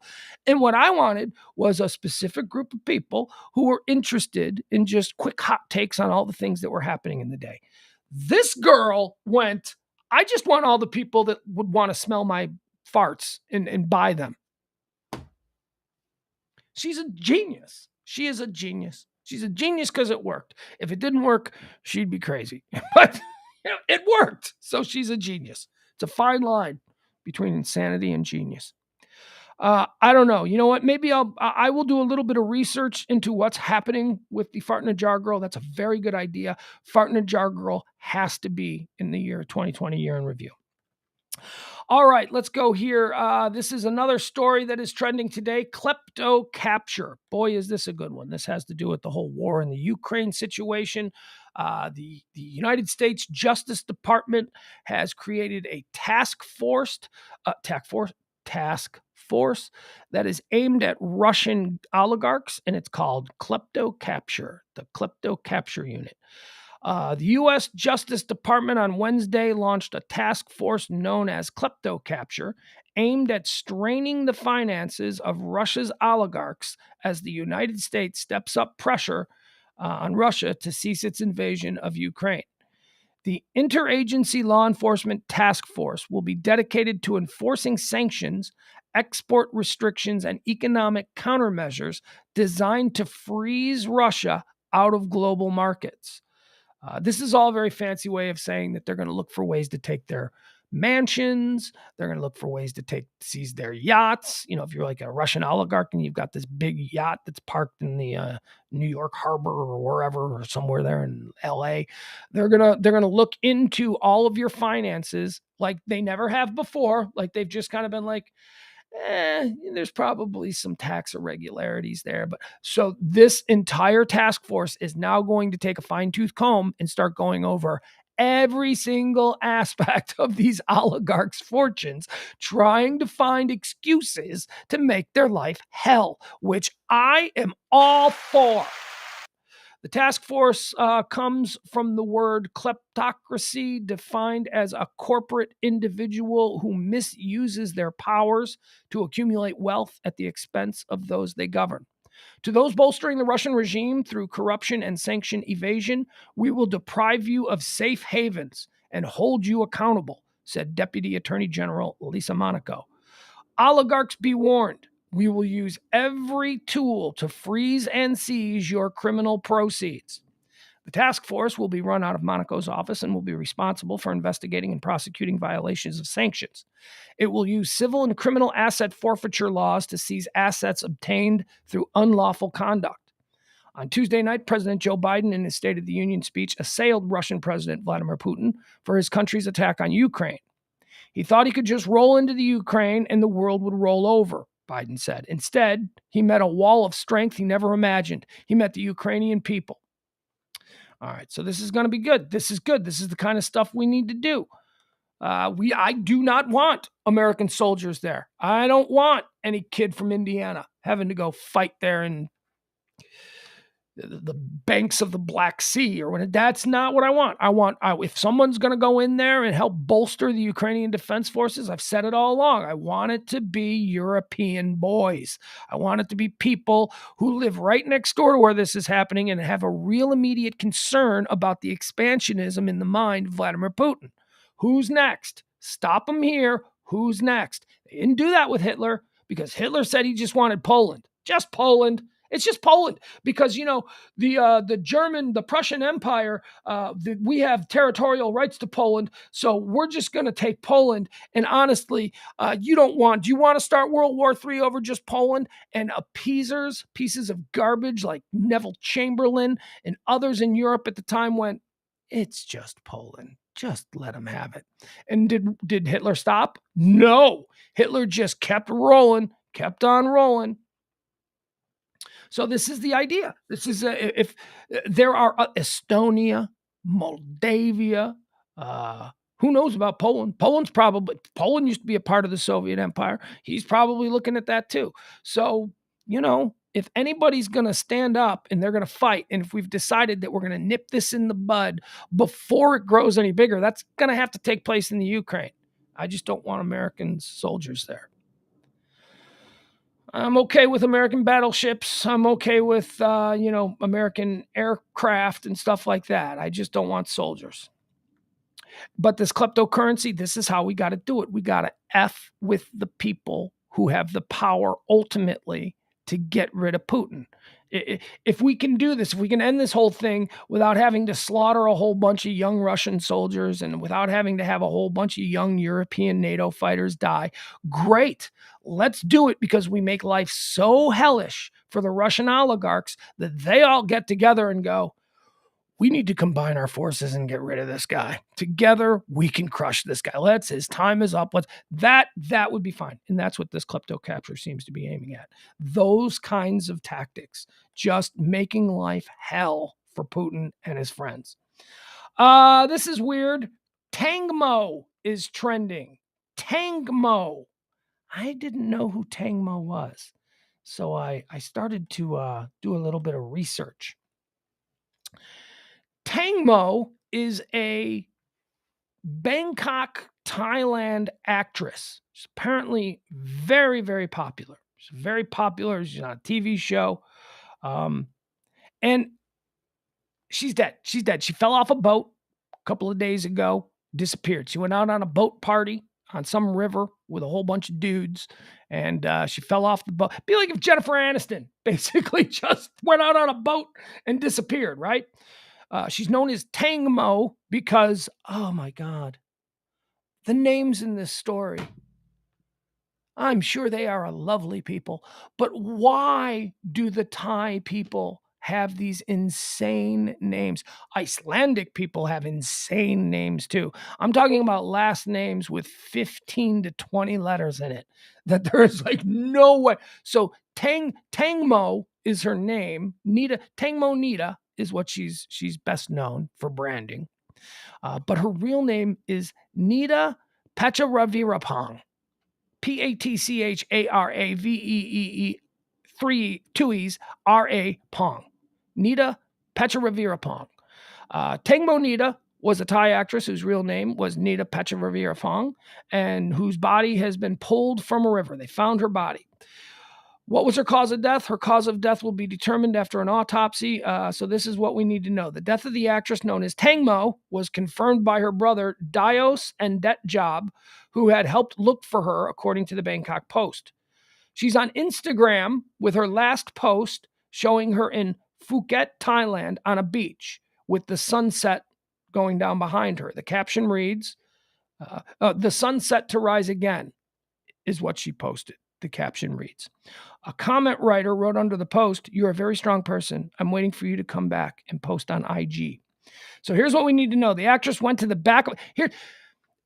It's a weird story. So she was out with these guys on a boat, and like all of these guys are like somehow associated with like that part of the world, mafia. Like they're all like these criminal guys. And the story is the boat went out and it came back without her. And they all said, yeah, she went to take a dump off the back of the boat and she must have fallen in and we didn't notice. That's literally the story they came up with. The actress went to the back of the boat to go to the bathroom, reports say. Let's see, here it is. According to the Bangkok Post, the actress' body was found only about 1 kilometer from where she fell from the speedboat on Thursday.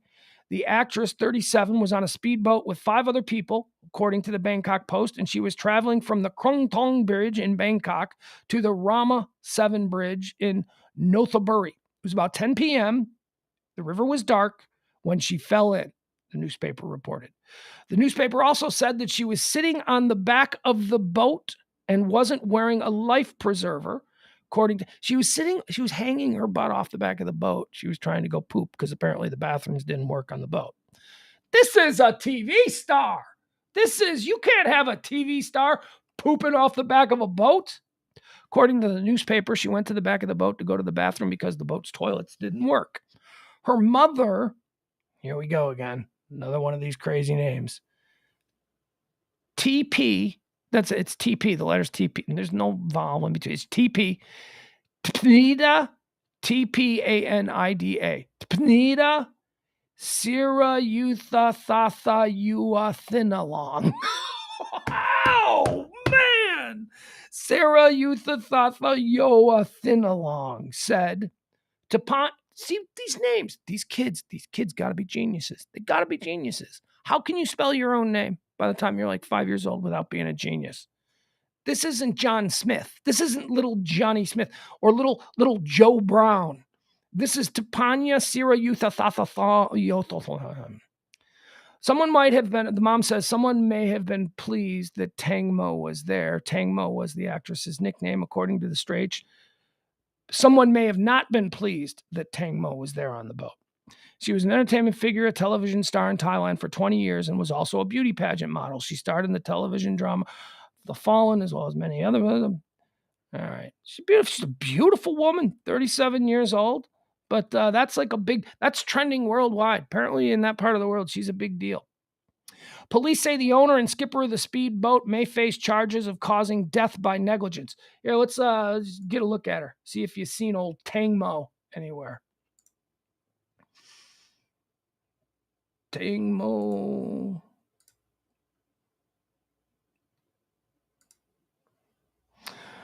Anyway, so I'm not going to read the whole thing because we're talking about Tang Mo, right?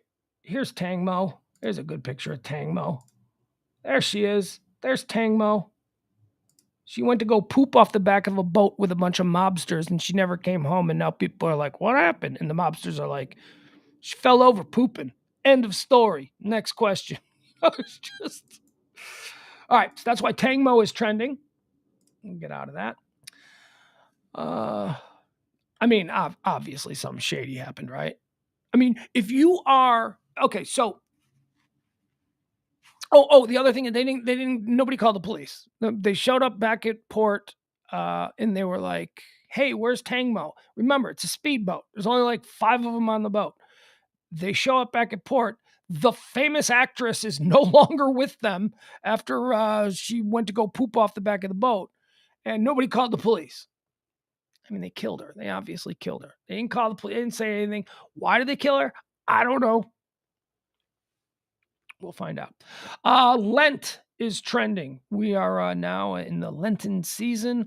Lent is trending because a whole bunch of priests and people and spiritual people are saying that the world needs to join together and use spiritual weaponry to stop what's happening in the Ukraine. So, thoughts and prayers. Thoughts and prayers seem like something that's going to work against Putin, doesn't it? Thoughts and prayers. Masks are trending. Why are masks trending? Because pretty much we're done with masks. Pretty much almost everywhere in the country. Philadelphia today is the big one. We saw the State of the Union yesterday. Nobody was wearing masks for the first time. Everybody. Washington, the city of Washington, D.C. ended their mask mandate. The federal government ended their mask mandate in federal buildings and all that kind of stuff. Philadelphia today has ended their mask mandate. So we're done. We made it through. It looks like we made it through. Until summer, right? Until like everybody starts going to backyard barbecues again. And then we'll have some new variant. And then it'll be more about masks. I have to say this. I made it through without ever getting it. Oh, I never got it. This has been the healthiest 2 years of my life. This has been, I've had my colds and my sinuses and stuff like that. But as far as, when the only time I've been sick was after the booster. And that was it. The only time. So I spent 2 years trying not to get it. Then I did what they told me and I got my shots and I got my booster. And the only time I've been sick, like sick as a dog, the only time I've been sick in the last 2 years was after getting the booster. So I am in no way saying that, the people, I'm going to do my own research, that those people were right or anything. But the only time I got sick was when I got the booster. Otherwise, I was fine. I never got sick. I took all the precautions. I've been washing my hands. I've been not going places, not hanging out with people. I know a lot of people who had it, though. Are we through? Are we through? I hope so. Or is this just the new normal where we just have it and it's going to keep changing, and every couple of months when the seasons change and people's habits change, we're going to start passing it along and new things are going to happen and people are just going to always die from it and just got to deal with it. People die from all kinds of things. People die in cars. We don't outlaw cars. People die from gun violence. We don't do nothing about gun violence. People just going to die now of this flu. We now have what will probably settle into our collective psyche as just another kind of flu 5 years from now. Oh, he got the corona. Well, he'll probably survive because most people survive. That'll be how we'll feel about it. Oh, did he get sick though? So that's why masks are trending. Ooh, we should have a burn your mask bonfire. I wouldn't want to do that though, because then it would seem like instead of like just a celebration of being free from the constraints of public mask wearing, it might be interpreted by certain people as some kind of like political statement, to which I'd say it would have been a political statement if I did a burn your mask thing a year ago. That then it would, but now it should just be a celebratory thing. Eric Church is trending. Country music superstar Eric Church is trending. He's going out on tour, and he is controversially bringing out on tour with him Morgan Wallen. Morgan Wallen, who is a young country music star. He started on The Voice. I don't know if a lot of people know that. Do you remember when American Idol first started, and like all of the music snobs, like if you were like into music, you were totally snobby about it. They're not real musicians. They're not real performers. And then like, I kind of probably felt that way the first season. Like, it's just a talent contest. And then I like started watching it and I was like, whoa, it's a talent search. It is a talent but you cannot deny that these people can sing. Most of them, the ones that make it, they are real singers. And I don't understand how you make some sort of difference between somebody who is discovered by an A&R guy singing in a bar who turns out to be the next golden voiced icon of music, and somebody who sings on TV because they showed up for a cattle call and all of these music experts went, okay, you can sing. How is the one who's discovered organically in a bar somehow more credible than I never understood that. And Morgan Wallen is I think he had, I read this recently, he had the #1 selling album of all genres in music last year in 2021. And he came from The Voice. He had the #1 selling album. Now, nobody buys albums anymore. So that's not quite as cool as if it had been the #1 selling album of the year in 1998. Then it would have been cool because people still went to record stores and people still bought albums. People don't do that. It's not how music is consumed anymore.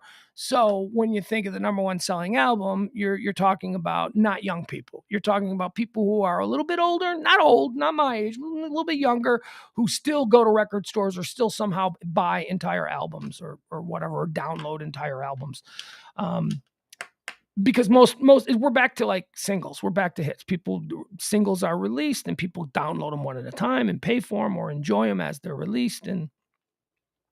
But Eric Church is going on tour and he's bringing Morgan Wallen with him.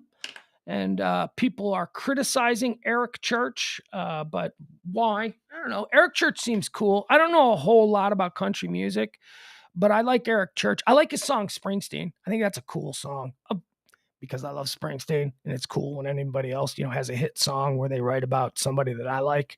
So that's cool. Yeah. So why is Morgan Wallen a pariah? Well, he's a pariah because he's not a pariah. He's just a good old boy. He's just a regular guy. He didn't make any political statements. He was just used as a prop by certain political entities to show how bad behavior looks. That's all it was. Eric Church has prided himself on being a country music maverick, so when he makes his first Twin Cities appearance in a new tour, blah, blah, blah, he'll bring along the Nashville pariah himself, Morgan Wallen. Church has always done things his own way, like playing blah, blah, blah, blah, blah. Okay, we don't care about that. Where's the actual details?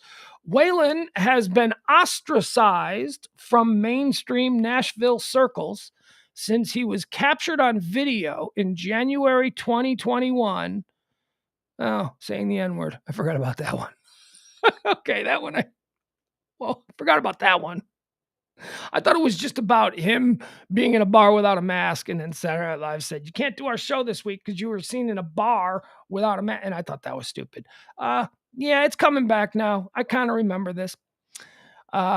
He was captured in video January 2021 saying the N-word in a clip shown on TMZ. Radio stations banned his songs. Award shows neither nominated nor welcomed him. and his concert plans evaporated. Nonetheless, country fans gobbled up Waylon's 2021 release, Dangerous. Here it is, making it the year's best-selling project of any musical genre with 3.2 million copies sold. Tennessee native Waylon 28 competed on NBC's The Voice. Okay, see, I did know this stuff. Before finding his footing in Nashville, his chart-topping Whiskey Glasses was one of the best songs of 2018, and Dangerous has yielded 4 #1 country songs, including this year's Wasted on You. Waylon got in trouble. This is what I wanted. Waylon got in trouble before the racial slur in May of 2020 when he was arrested for public intoxication and disorderly conduct outside Kid Rock's bar in Nashville. Well, if you're going to Kid Rock's bar, you're going to be looking for a little trouble. I imagine there's a lot. I imagine the police get called to the parking lot of Kid Rock's bar pretty frequently. I imagine it's just that kind of clientele.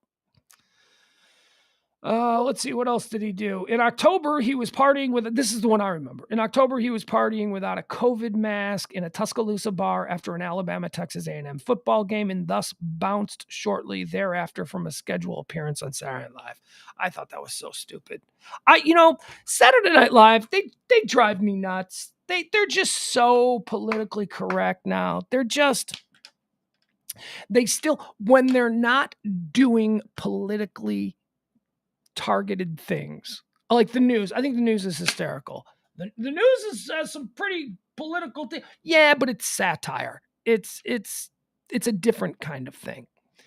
But what I hate about Saturday Night Live is you will watch the show for an hour and a half and you'll see actors interacting in close quarters, hugging, touching, doing whatever it is that actors do.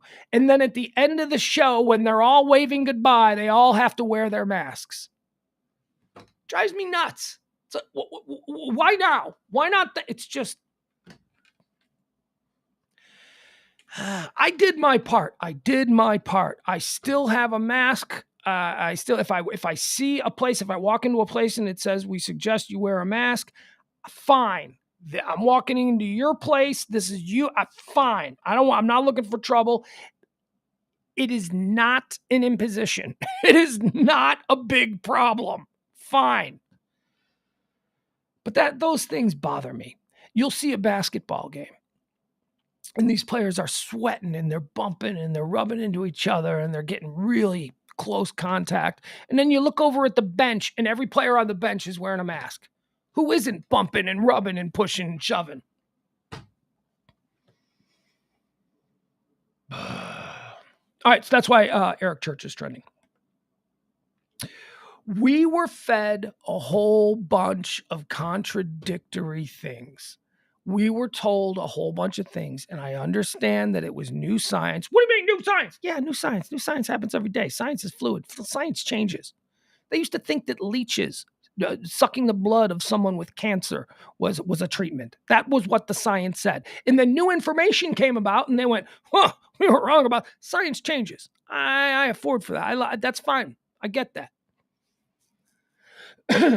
But I just don't like the moral superiority of people who are like,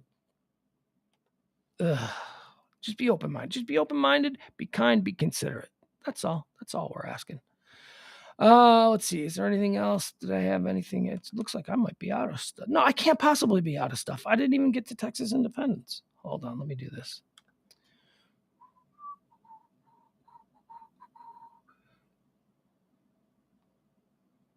Bear with me a second here. The internet is acting slow. And I did something stupid. Yeah, reload. Just reload the site. We're going to start from scratch. See, I put all my list, all the things that I want to get into. I put it on one page on Google Drive. And for some reason, it locked up on me and wouldn't let me do anything else. All right. Jeff Glenn says, since the time of ancient Egypt, leeches have been used in medicine to treat nervous system abnormalities, dental problems, skin diseases, and infections. Today, they're mostly used in plastic surgery and other microsurgeries. This is because leeches secrete peptides and proteins that work to prevent blood clots. I don't know why I had to read that, but I did. Cool. Texas Independence Day. There you go. Texas Independence Day is trending. Today, March 2nd, Texas Independence Day, 186 years ago today. The artillery attack continued at the Alamo. It was the 9th day of the siege. Unknown to its defenders, independence had already been declared at the Washington on the Brazos. The Republic of Texas had already been established. Hill country bars, a lot of deals. I don't know if you're, hey, jump in your car. You get down there. Hill country. Get down there to Hill country right now. You could be there by happy hour. Bunch of bars, bunch of deals. As people recover from their Fat Tuesday indulgences, okay, Texans, native Texans, I've seen this place. I don't know how to pronounce it though. GRUENE,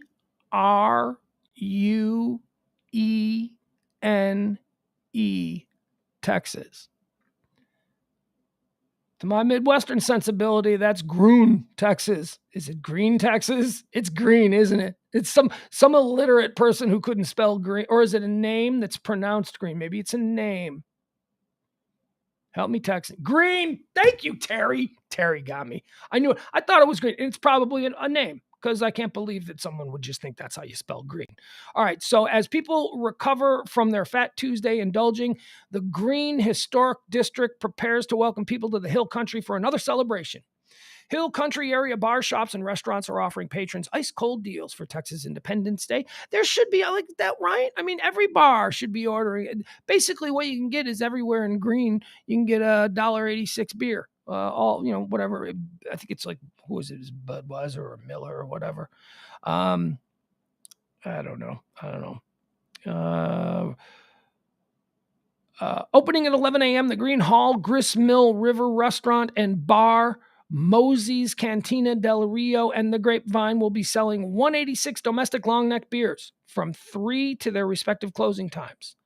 A special 18.6% off on all purchases over $18.60 can be enjoyed at Cotton Eye Joe's, Dancing Bear, Element 29, Green Hat Company, Green with Envy, Boutique, and the Company Store.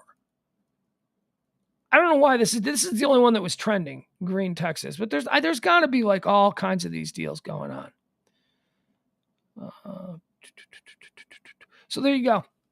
Maybe all the places, all the bars around here ought to be selling beers for $1.86 for the 186th year of Texas independence. You go, Texas.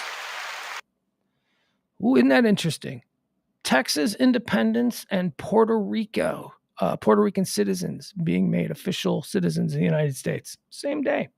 Fitbit is trending. Why is Fitbit trending, you ask? Well, Fitbit is trending if you have a Fitbit because they're recalling 1.7 million Fitbits because the batteries in the watches are overheating and causing burns on people's wrists. It's not funny, but it's better than exploding. Like, if the batteries were exploding and people's hands were getting taken off, that'd be bad. A little bit of a burn, I can handle that. You take that off really quickly. So if you got a Fitbit, be looking at whether it's recall or something. I don't know. There's not a whole lot of details on it. Just that Fitbit is recalling 1.7 million watches because the batteries can burn you. Ford Motor Company is trending. This is a pretty big story. Ford Motor Company is breaking off into 2 separate auto companies, which is big. This is from the American auto industry. Ford Motor Company will now be 2 distinct and separate companies. There will be Ford Blue. The company will be known as Ford Blue, and that is where you buy your typical, everyday, traditional Ford automobiles and trucks. And then there's the Ford Model E business, which is being spun off. The Ford Model E business is their electric car business. And apparently, the Ford's trending alongside this, the Ford Motor Company, is the Mustang Mach-E GT. I had never seen this car, but apparently the Mustang Mach-E, which is an electric Mustang, the Mustang Mach-E GT version is outselling the regular Mustang. So that's been a big deal to the Ford Motor Company, and it has kind of convinced them that maybe they need to spin this off into two different companies. I had never seen the Mustang Mach-E GT until today. Apparently, Jay Leno in his Jay Leno's Garage recently did a whole special on it, and he loves it. I don't know. He says he loves it. Let's look at it. Apparently, it's really fast. It's got, it's really fast. It's like the fastest of the electric cars. So here, we got a picture of it. I want you to tell me what you think of the Ford Mach-E Mustang. I will reserve my thoughts on it until I show you. Okay, so this is the badass new Mustang. Let's see if we get a good picture of it. Does that one work? There we go. Okay. That is the Ford Mustang Mach-E. People are loving it. Doesn't look like a Mustang to me. That does not look like a Mustang. That looks like a Nissan crossover or, some kind of SUV. That does not look like a sports car to me. Does it look like it to you? I mean, there are certain elements of the traditional Mustang, the indented panels but this almost looks like a minivan to me. Look at that. That's a hatchback. How is that markedly different than a RAV4? I don't know. But people like it. Apparently it handles wonderfully. Apparently it's very fast. But yeah, look at that. There you go. That's the new Ford Mustang GT Mach-E Performance Edition. Yeah, that's the one that everybody's raving about. Here, let me see what they're saying while we look at this. I don't know. I don't know the specs, but it's like, 400 plus horsepower for it's supposed to be 0 to 60 and like super quick. I don't know. It's faster than a BMW. That's one of the things that they said. Again, I'm not a car guy, but apparently people who are car guys are saying that this car is pretty good. Who I should ask about this is my friend Aaron. He's a Mustang guy. He used to host Mustang TV, which is a TV show. Should ask him about the new Mustang. Although he's been in the tank for Mustangs, so he might everything Mustang he just loves. So I don't know. I mean, look at that with the 3 lights on top. Is that aftermarket? That's probably aftermarket. Looks pretty cool though. That one looks more like a Mustang. Electric Ford Mustangs from $73,000. So, available to the average person. $73,000 is what these start at. They better start making electric cars that are more in line with, 20,000. Look at that. Okay, that looks kind of... I'm not saying it doesn't look cool. I'm saying it doesn't look like a Mustang to me. From that angle, it looks a little bit more like a Mustang. Oh, they've also changed the Mustang logo. See the horse, the classic pony that's running? Here's how they changed it. Do you see the horse's mane? The horse's mane is now like an electric thunderbolt because it's the electric version, which is whatever. All right, so there you go. There you go. That's why Ford Motor Company and the Mustang Mach-E GT is trending. Mustang purists hate it. Yeah, let's test that. I don't know. We'll call my friend Aaron right now on the air. See if we can get an instant response. He's probably not listening though, because he's he works. He's got like a job and stuff. Again, he's probably owned 1,000 Mustangs in his life. Hosted Mustang TV. See if he answers. Oh, phone isn't coming through great. We are unable to come to the phone at this moment. Please leave a message, and we will get back to you as soon as possible. All right. Thank you. Hey, we're on the stream live. We're talking about a trending topic, the Ford Motor Company splitting into two companies, and the conversation is revolving around the new Mustang Mach-E GT, and trying to figure out if Mustang purists, such as yourself, like the Mustang Mach-E GT, or are you like me and think it looks like a minivan or an SUV? Okay, bye. There you go. He really is about as foremost a Mustang expert as there is. He writes about Mustangs. He's in Mustang groups. He hosted a TV show dedicated to Mustang. He knew Carl Shelby. You know, he's a Mustang guy. I don't know. I could totally see Clovis. I could totally see how Mustang purists hate it. I bet you he won't say that he hates it because he's so entangled with. No, you know what? He's an honest guy, though. He would. He's all about Mustangs and Porsches. So maybe these days he's more about Porsches. I don't know.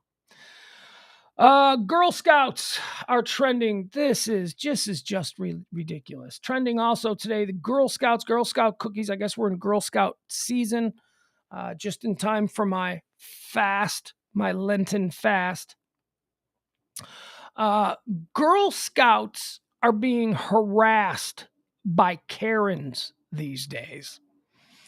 And I swear to God, if I ever walk out of a grocery store and I see some Karen lecturing some 12-year-old girl about Girl Scout cookies or what, you know, I'll read you why. Why are they being harassed? Well, they're being harassed because people are a-holes. People are a-holes. They are bigger a-holes today than they have ever been in history. Something happened within the last few years where people have somehow decided that it is socially appropriate to just be a jerk. That being a jerk has become normalized. Now, being a jerk has always been something that's existed, but it has been a bit more muffled. It's been a bit more behind the scenes. People weren't so happily public jerks. And now people are just a-holes. Parents and Girl Scout leaders say Cookie Scouts are increasingly being harassed while selling cookies. Girls as young as 5 have been lectured for selling unhealthy food. Some have been berated over a conspiracy theory that falsely links the Girl Scouts to Planned Parenthood. Could you imagine that? You're walking out of the Kroger and you see some insane QAnon lady lecturing some 10-year-old about how Girl Scouts is just another wing of Planned Parenthood, which it isn't. But, you know, that went around on cue. These are the same people who think that JFK Jr. and Martin Luther King is coming back with Michael Jackson. So what a surprise. They got their details wrong on this one. Some have been berated. Over 3 million people. Okay, let me read you the story. We'll get into the story here. Girl Scout cookie season is upon us, and young saleswomen in uniform everywhere are holding court in office boardrooms for an afternoon, manning booths outside the local grocery store or posting cheery video messages on social media, offering door-to-door shipping. You may even have a Girl Scout under your own roof, filling your garage with cases of the chocolatey, caramely, peanut buttery goods. But Girl Scouts and the women who lead their troops and volunteer with them during cookie season say the organization's tradition of face-to-face sales is increasingly accompanied by customer harassment. From 5-year-old daisies to 16-year-old senior scouts, girls are often forced to bear the brunt of angry tirades from adults who want to lecture them about healthy eating, moan about price hikes, or rant about the group's rumored and false link to Planned Parenthood. A recent post about cookie seller harassment netted more than 100 replies. So that's not that much. I've had Facebook replies with more than 100, with dozens of stories from troop leaders and other adult volunteers about what their scouts endure. I feel like in the last 10 years, and maybe especially since the pandemic, that people are getting even more aggressive with girls and the volunteers. Una Hansen, a scouting parent in Los Angeles, said. In interviews with scouts, scout leaders, and parents, no form of cookie-related harassment appears to be more pervasive than that related to the healthfulness or lack thereof of the product. Hansen, who works as a parent, coach, and family mentor at an eating disorder treatment center, has volunteered with her daughter's troop at local cookie booths. All right, so this is a woman who works with kids. Her profession is to work with kids who have eating disorders, and then she goes home and she helps her kid with her Girl Scout duties. See, you can have two conflicting things in your life. It's not about every time you eat a Girl Scout cookie, you're taunting some girl with anorexia. Stop it. How do you make that connection? You can be a responsible person who indulges every now and again in something sweet.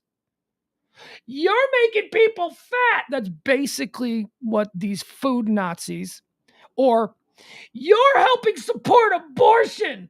That's what the other weird Q Nazis are saying. When you're standing in a cookie booth for an hour or two, or you're delivering cookies to someone's house, the accumulation of seemingly harmless jokes really add up. Okay, well, now we're getting into whatever. Well, I guess I'm getting fat. That's the 5th time I've heard that joke. I don't want to get into it. Now it starts. See, the story starts to devolve into, are you kidding me? You're telling me that these kids are being traumatized because maybe people are making jokes about how fat they're going to get when you deliver their cookies? Stop it. Stop it. This goes back to the toughen up. Let's focus on the people who are berating these little kids who are doing. Girl Scout cookies are wonderful. Who's got a problem with Girl Scout cookies? This is about as Americana as it gets. I don't understand. And I think it's John Mulaney who's got a joke about the business model of Girl Scout cookies and how it's so bizarre. It'd be like if you really liked ham, but you could only get ham for a couple of weeks a year, and you had to buy it off a little girl in a military uniform. It's like, what is the business model here with the Girl Scout cookies? People love them. They should sell them year-round. I'll also say this about Girl Scout cookies. The absolute best breakfast cereal I have ever had in my life is official Girl Scout cookie branded Thin Mint cookies cereal. It's so good. And I've only seen it at Walmart. I don't know if they sell it anywhere else. Man, I can't go grocery shop. I should, oh my God, you guys, if you get to a Walmart, and it's this time of year, if you get to a Walmart and they have cereal, it's in a green box. It looks like a big box of Girl Scout cookies, but it's breakfast cereal. And it's really bad for you, but it's so good. It is the best breakfast cereal I've ever had. I love it so much. Girl Scout cookie, like Thin Mint breakfast cereal. Another Girl Scout cookie story I saw. I remember last year around this time going to the weed store to make my weekly purchase back when I was still doing weed. Can't do it anymore. It's expensive. And I'm, I made wholesale changes, and I'm basically living in a sober property. This property here where I'm residing is a sober property, except for copious amounts of booze that gets. There's still a lot of booze that gets, but no weed. To that extent, it's a sober property. But I was making a purchase because purchasing legal weed in a regulated state is just wonderful. It's just such a great experience. It's just, you walk in and anyway, I'll get to the point. As I was walking out, I noticed that some mom in a minivan outside the weed store had set up a Girl Scout cookie thing, and there were 2 Girl Scouts sitting there, and people were buying, man. It is so brilliant. Now, it's funny because you think, people in a weed store, man, they're going to have the munchies, which is not true because you don't go in, you can't smoke in the weed store. It's not like there's people getting high in the weed store and then walking out in the park. It's not a bar. You can't do that. You can't consume anything on the premises. But it is funny. It's like if you're thinking, yeah, I'm going to go home, I'm going to get high, and I bet you Girl Scout cookies would be good. I'll take 2 boxes. It was brilliant. It was wonderful. I had just applauded that mom. And it was a mom whose idea it was. The mom was like, let's go to the weed store. Let's set up a table out in front. You let the other girls have the grocery store, and we're going to have exclusivity over the weed store, and we're going to sell all of our stuff at the weed store. It was brilliant. It was great. But don't harass Girl Scouts, okay? If you don't like Girl Scout cookies, if you think that somehow, they're contributing to bad body images and fat kids and diabetes, shut your mouth. Shut your mouth, okay? Or you better be consistent, and you better be harassing people at McDonald's. You better be harassing people everywhere.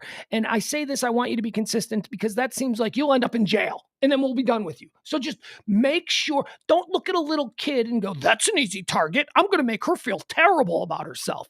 You're a piece of garbage. And also, if you're one of these people who are harassing little girls about some fabled connection between the Girl Scouts of America and Planned Parenthood, I don't have any advice for you because you're already too far gone.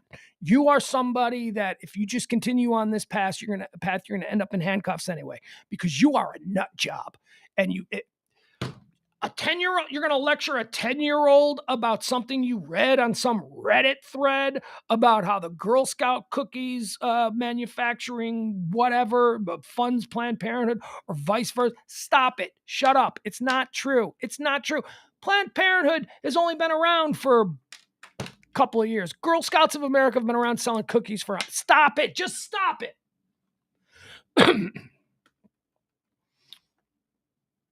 I do think I like what are those Girl Scout cookies? What are the ones that are good? I like the mint, the chocolate. They're chocolate but minty. I don't know what those are called. Are those? Is it thin mint? Is that what they're called? Thin mint cookies, or is that something else? Is that like a different thing? I don't know. I love those, man. I love those. I went to pick up my kid a couple of weeks ago, and he got in the car, and he had a whole sleeve of them. He's just eating them. I'm like, where did you get those? He's like, I come bearing gifts. I go, yeah, give me some. And we just ate the entire sleeve while sitting in traffic on 75.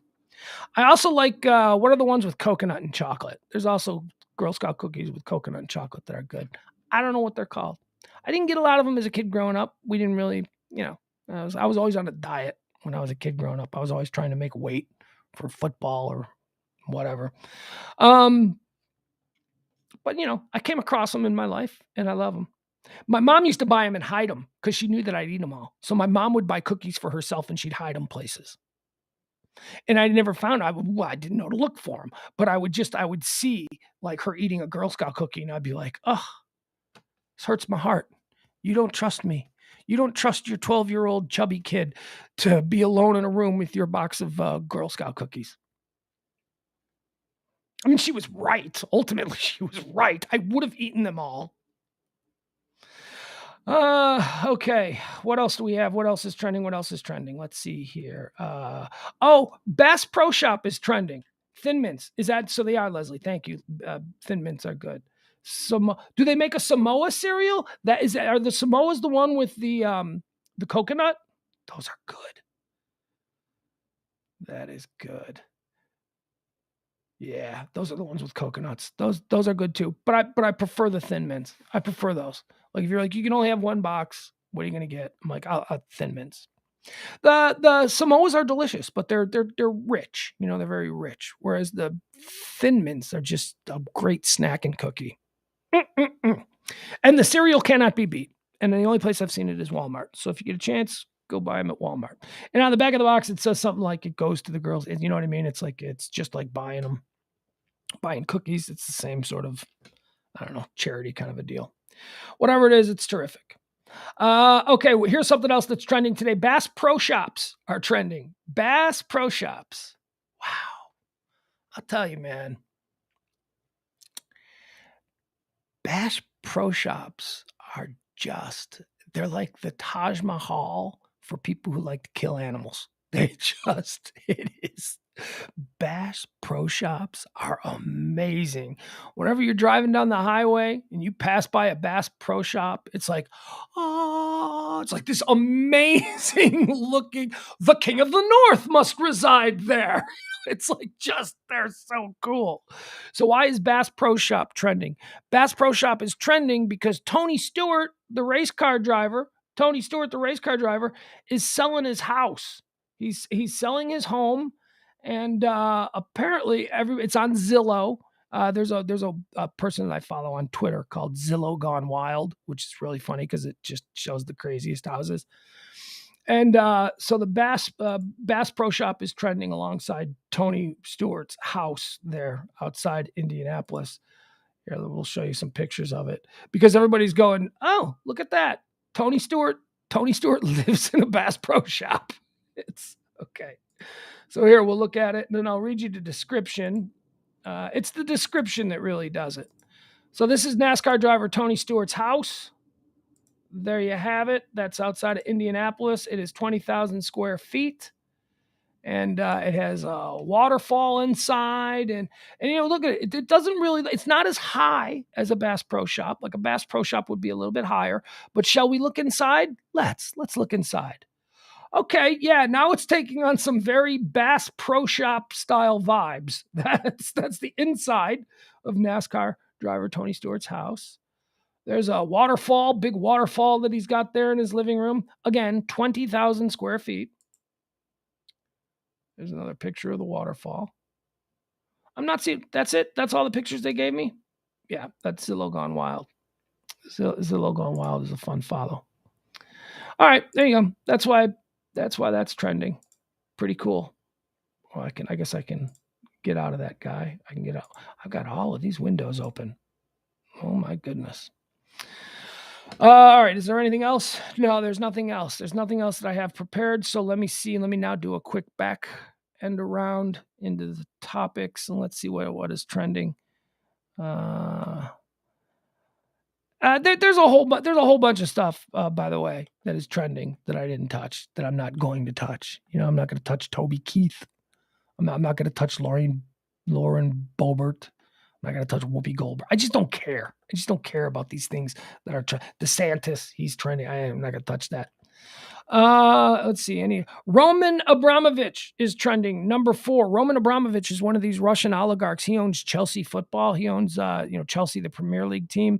And on Saturday, he was pressured by the sanctions to give up his interest in day-to-day running of the Chelsea Premier League team. Let's see why he is. Okay, he's trending now because Chelsea owner Roman Abramovich confirms that he will sell.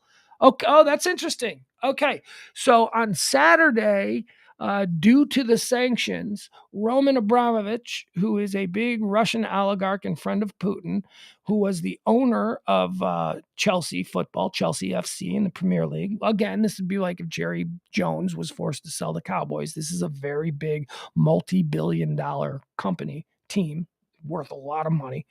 On Saturday, he confirmed that he would be stepping away and relinquishing his duties as far as like running the team and being the president of the team and being in charge of the team. That's a huge deal.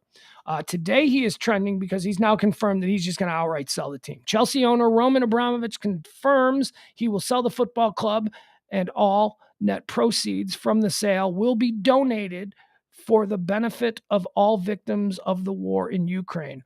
Whoa, okay. I mean, I'm sure you're a bad guy. You're a Russian oligarch who's a friend of Putin's, and you've been humbled. That seems to be a move in the right direction. That seems to be like the kind of move that some heckler on Twitter would have demanded. Oh, yeah, well, I guess he's just going to run away with the $4 billion that the team's worth. Fine. You know what he should do? He should give all of the proceeds from selling the team to the victims in the Ukraine. That's what he should do. That's what he is doing. Well, you know what he also should, it's never going to be good enough for some people. It's never going to be good enough. That's good. Good for him. Good for him. There's also a new website that tracks his jet all across the globe, which is kind of interesting. Leslie says Amazon does not have any Girl Scout cookie cereals in stock, but they have a cereal called WWE Bootios. That's sold for $57 a box. Yeah, I think you can only get them at Walmart. Maybe, you would think you'd be able to order through Walmart. Yeah, I don't know. I've only seen them at Walmart. Okay, Jimmy Neutron is trending. Don't care about that. 78% of America. Nope, that's under the political heading. I'm not going into politics. It's good to see Eritrea is trending. Eritrea, if you were with us early in the show, Eritrea is a new country that I discovered today. I'd never heard of Eritrea until today, and it's a country. It's one of the 5 countries who voted to defend Russia in the UN. Again, those 5. Again, here is the access of incompetence. This is what we'll call it. The Russia has assembled. If a whole world war breaks out and everybody in the world is against Russia, Russia's got a couple of people on their side. They have assembled the axis of incompetence. Those countries include themselves, Belarus, North Korea, Syria, and Eritrea. China and Pakistan abstained, but an abstination is good because you don't want. They're like, yeah, we're not getting involved in this. It's bad, but we're not getting involved in this. China and Pakistan were expected to abstain. They don't want to have anything to do with this. Tony Stewart is trending again. We just covered that. He's still trending. Girl Scouts are still trending. Bullying is trending. Why is bullying trending? Bullying. Let's see.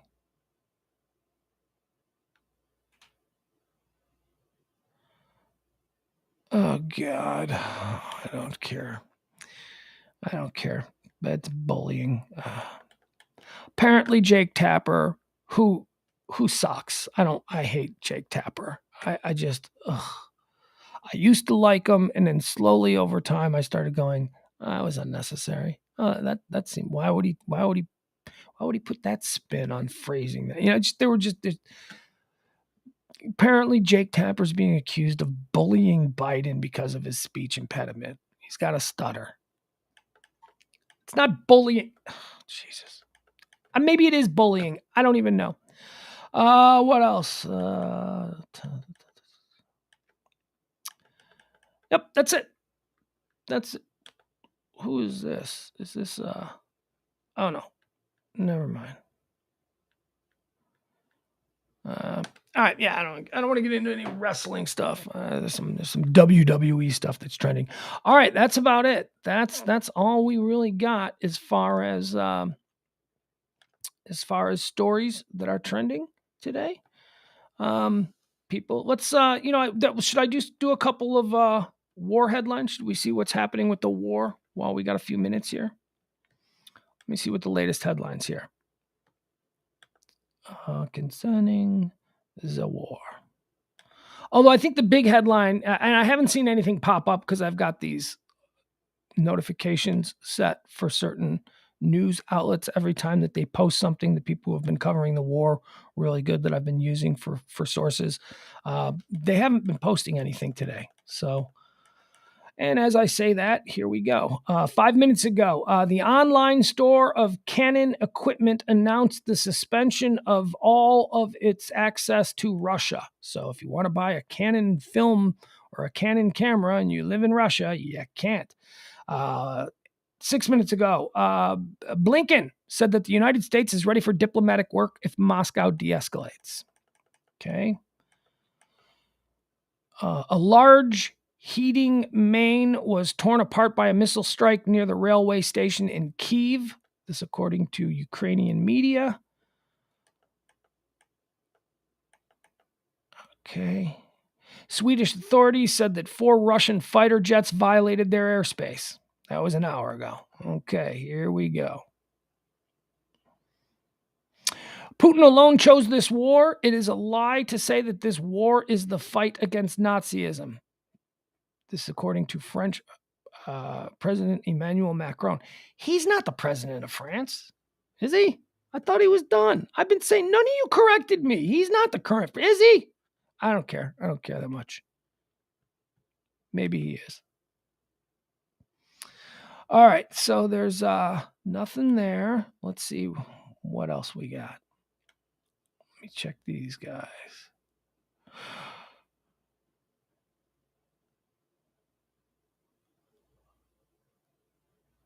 Okay, so this is weird. I don't know about this. Breaking. Romanian military helicopter crashes in country's east while searching for missing fighter jet, killing all 5 on board. Plane's condition not known yet.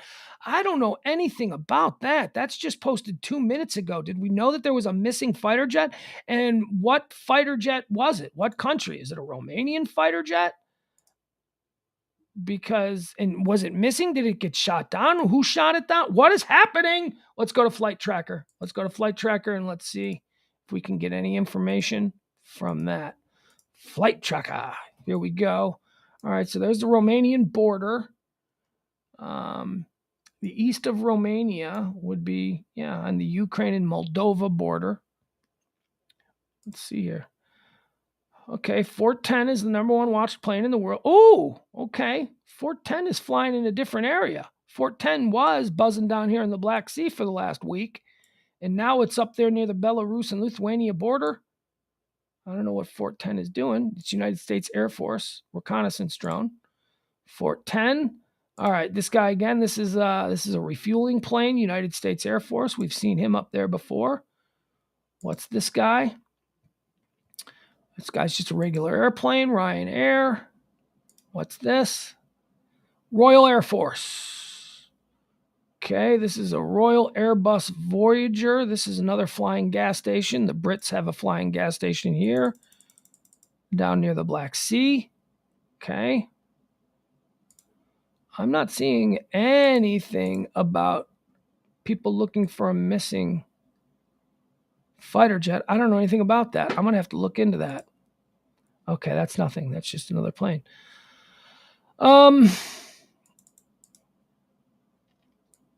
Let's look here near the Romanian near in the east. What is this right here? No call sign. East of Romania. That's an airport.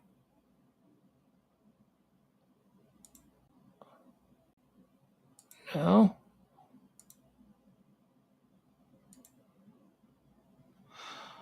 Okay, that's our gas station in the sky. There. Okay, so I don't know. I don't know what this is about. This sounds like it could turn into something. Romanian military helicopter crashes in the country's east while searching for a missing fighter jet.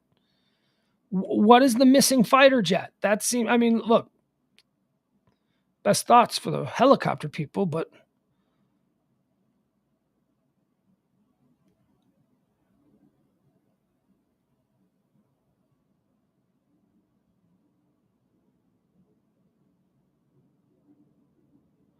Okay, so it's saying here that the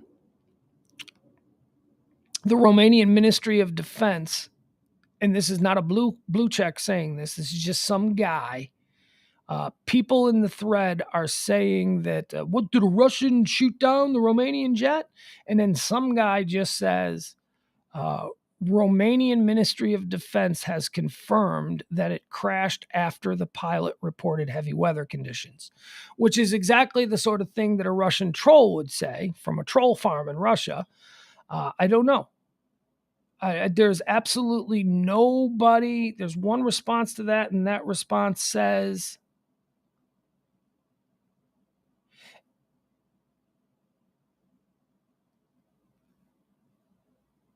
okay, I don't know. I have no idea. We'll have to look into this. Apparently, this is just happening because all of these posts are within the last 5 minutes.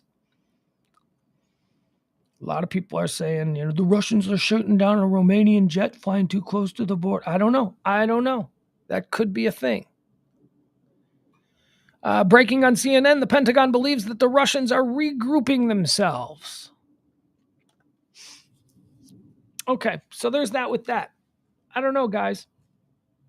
I don't have anything more for you. We're going to take a break, and we'll come back at 9 o'clock tonight, maybe earlier should something happen. I appreciate y'all I said I was going to do a normal show, so that means that we've got to do the normal thing on the normal show, which is we've got to go back to a little bit of John Hinckley. Is it John Hinckley? It is. It's John Hinckley.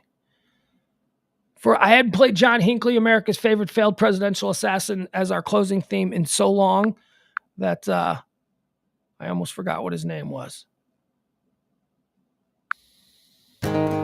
Oh, isn't that nice? It's almost like normalcy. Okay, keep it close to the show or the show stream because we will jump in should anything new come up. I am intrigued by this situation with a crashed Romanian helicopter that was looking for a missing Romanian fighter jet. That's all within the last couple of minutes, so who knows? You'll definitely get the information from me first. CNN will be reporting on it sometime next month. That's when they'll get to it. Please, if you're in any way capable of promoting or helping the show, please do it. Please share the show. Please forward links. Still, only like 3 or 4 of you are doing it. I thank you. Money, give me money. Tip the show if you can do anything. We had the worst month yet. We had a really bad month. We didn't come anywhere close, and yeah, the show is struggling to make the bit this month. Jeez, the show didn't even earn $350 this month, which is not good. You can't exist on that. So, if you can donate whatever you can, we'd appreciate it right there. Help support our efforts with a tip. Other than that, keep doing it. Charging ahead. I love you guys. We'll be fine. Okay. Bye, everybody. We'll be back definitely at 9, maybe earlier. Who knows? Gotta go. Tomorrow is another day. The best is yet to come. I have found Whoa. Hold on. Tracy has some Portillo's related news. Trending here in North Texas, Portillo's will open a location in the Colony this fall. Oh, yeah. Well, we knew that. We reported on that. I have been waiting for a date. When is it going to open? I'm seriously going to have to wait till fall. Do you know that, like, every time I pick up my kid's like, so when is Portillo's coming? I'm like, I don't know. I don't have a date. All we have is like some design of what the place is going to look like. And it doesn't look like the ones that we are familiar with, but whatever, that's fine. If they want to change the way they look like a Wendy's. The new design for the national rollout of the Portillo's franchise, they look like a guy who designed the Wendy's did. Portillo's looks like the Bass Pro Shop of, seriously, I'm not kidding. Portillo's, in the original Portillo's, the ones around the Chicago area and around the Midwest, they look like the Bass Pro Shop of fast food. They're crazy. They're wet. They're opulent. They have crazy decorations, and there's giant water towers on the roof. Old timey water towers and grain silos, and But thank you, Tracy. You caught my attention. Now I know that it's going to open. It's like, I'm going to have to look into this now. If there's a story going around about my Portillo's, God, I would love. Right now, I know what I want. Beef and cheddar. I want a beef and cheddar croissant, juice on the side, sweet and hot peppers, a Maxwell Polish, and a chocolate cake shake. Also, for tomorrow, a standard beef sandwich, baptize it, sweet and hot peppers, mozzarella cheese. Did I mention I'm on a diet? I'm on a diet. Thank you, Tracy. Thank you for the update. That is wonderful. Okay, bye. I always had to be on guard. That is understood. Down the road I'll travel, far from the comfort nest. I am on a never-ending quest. I am on a never-ending quest.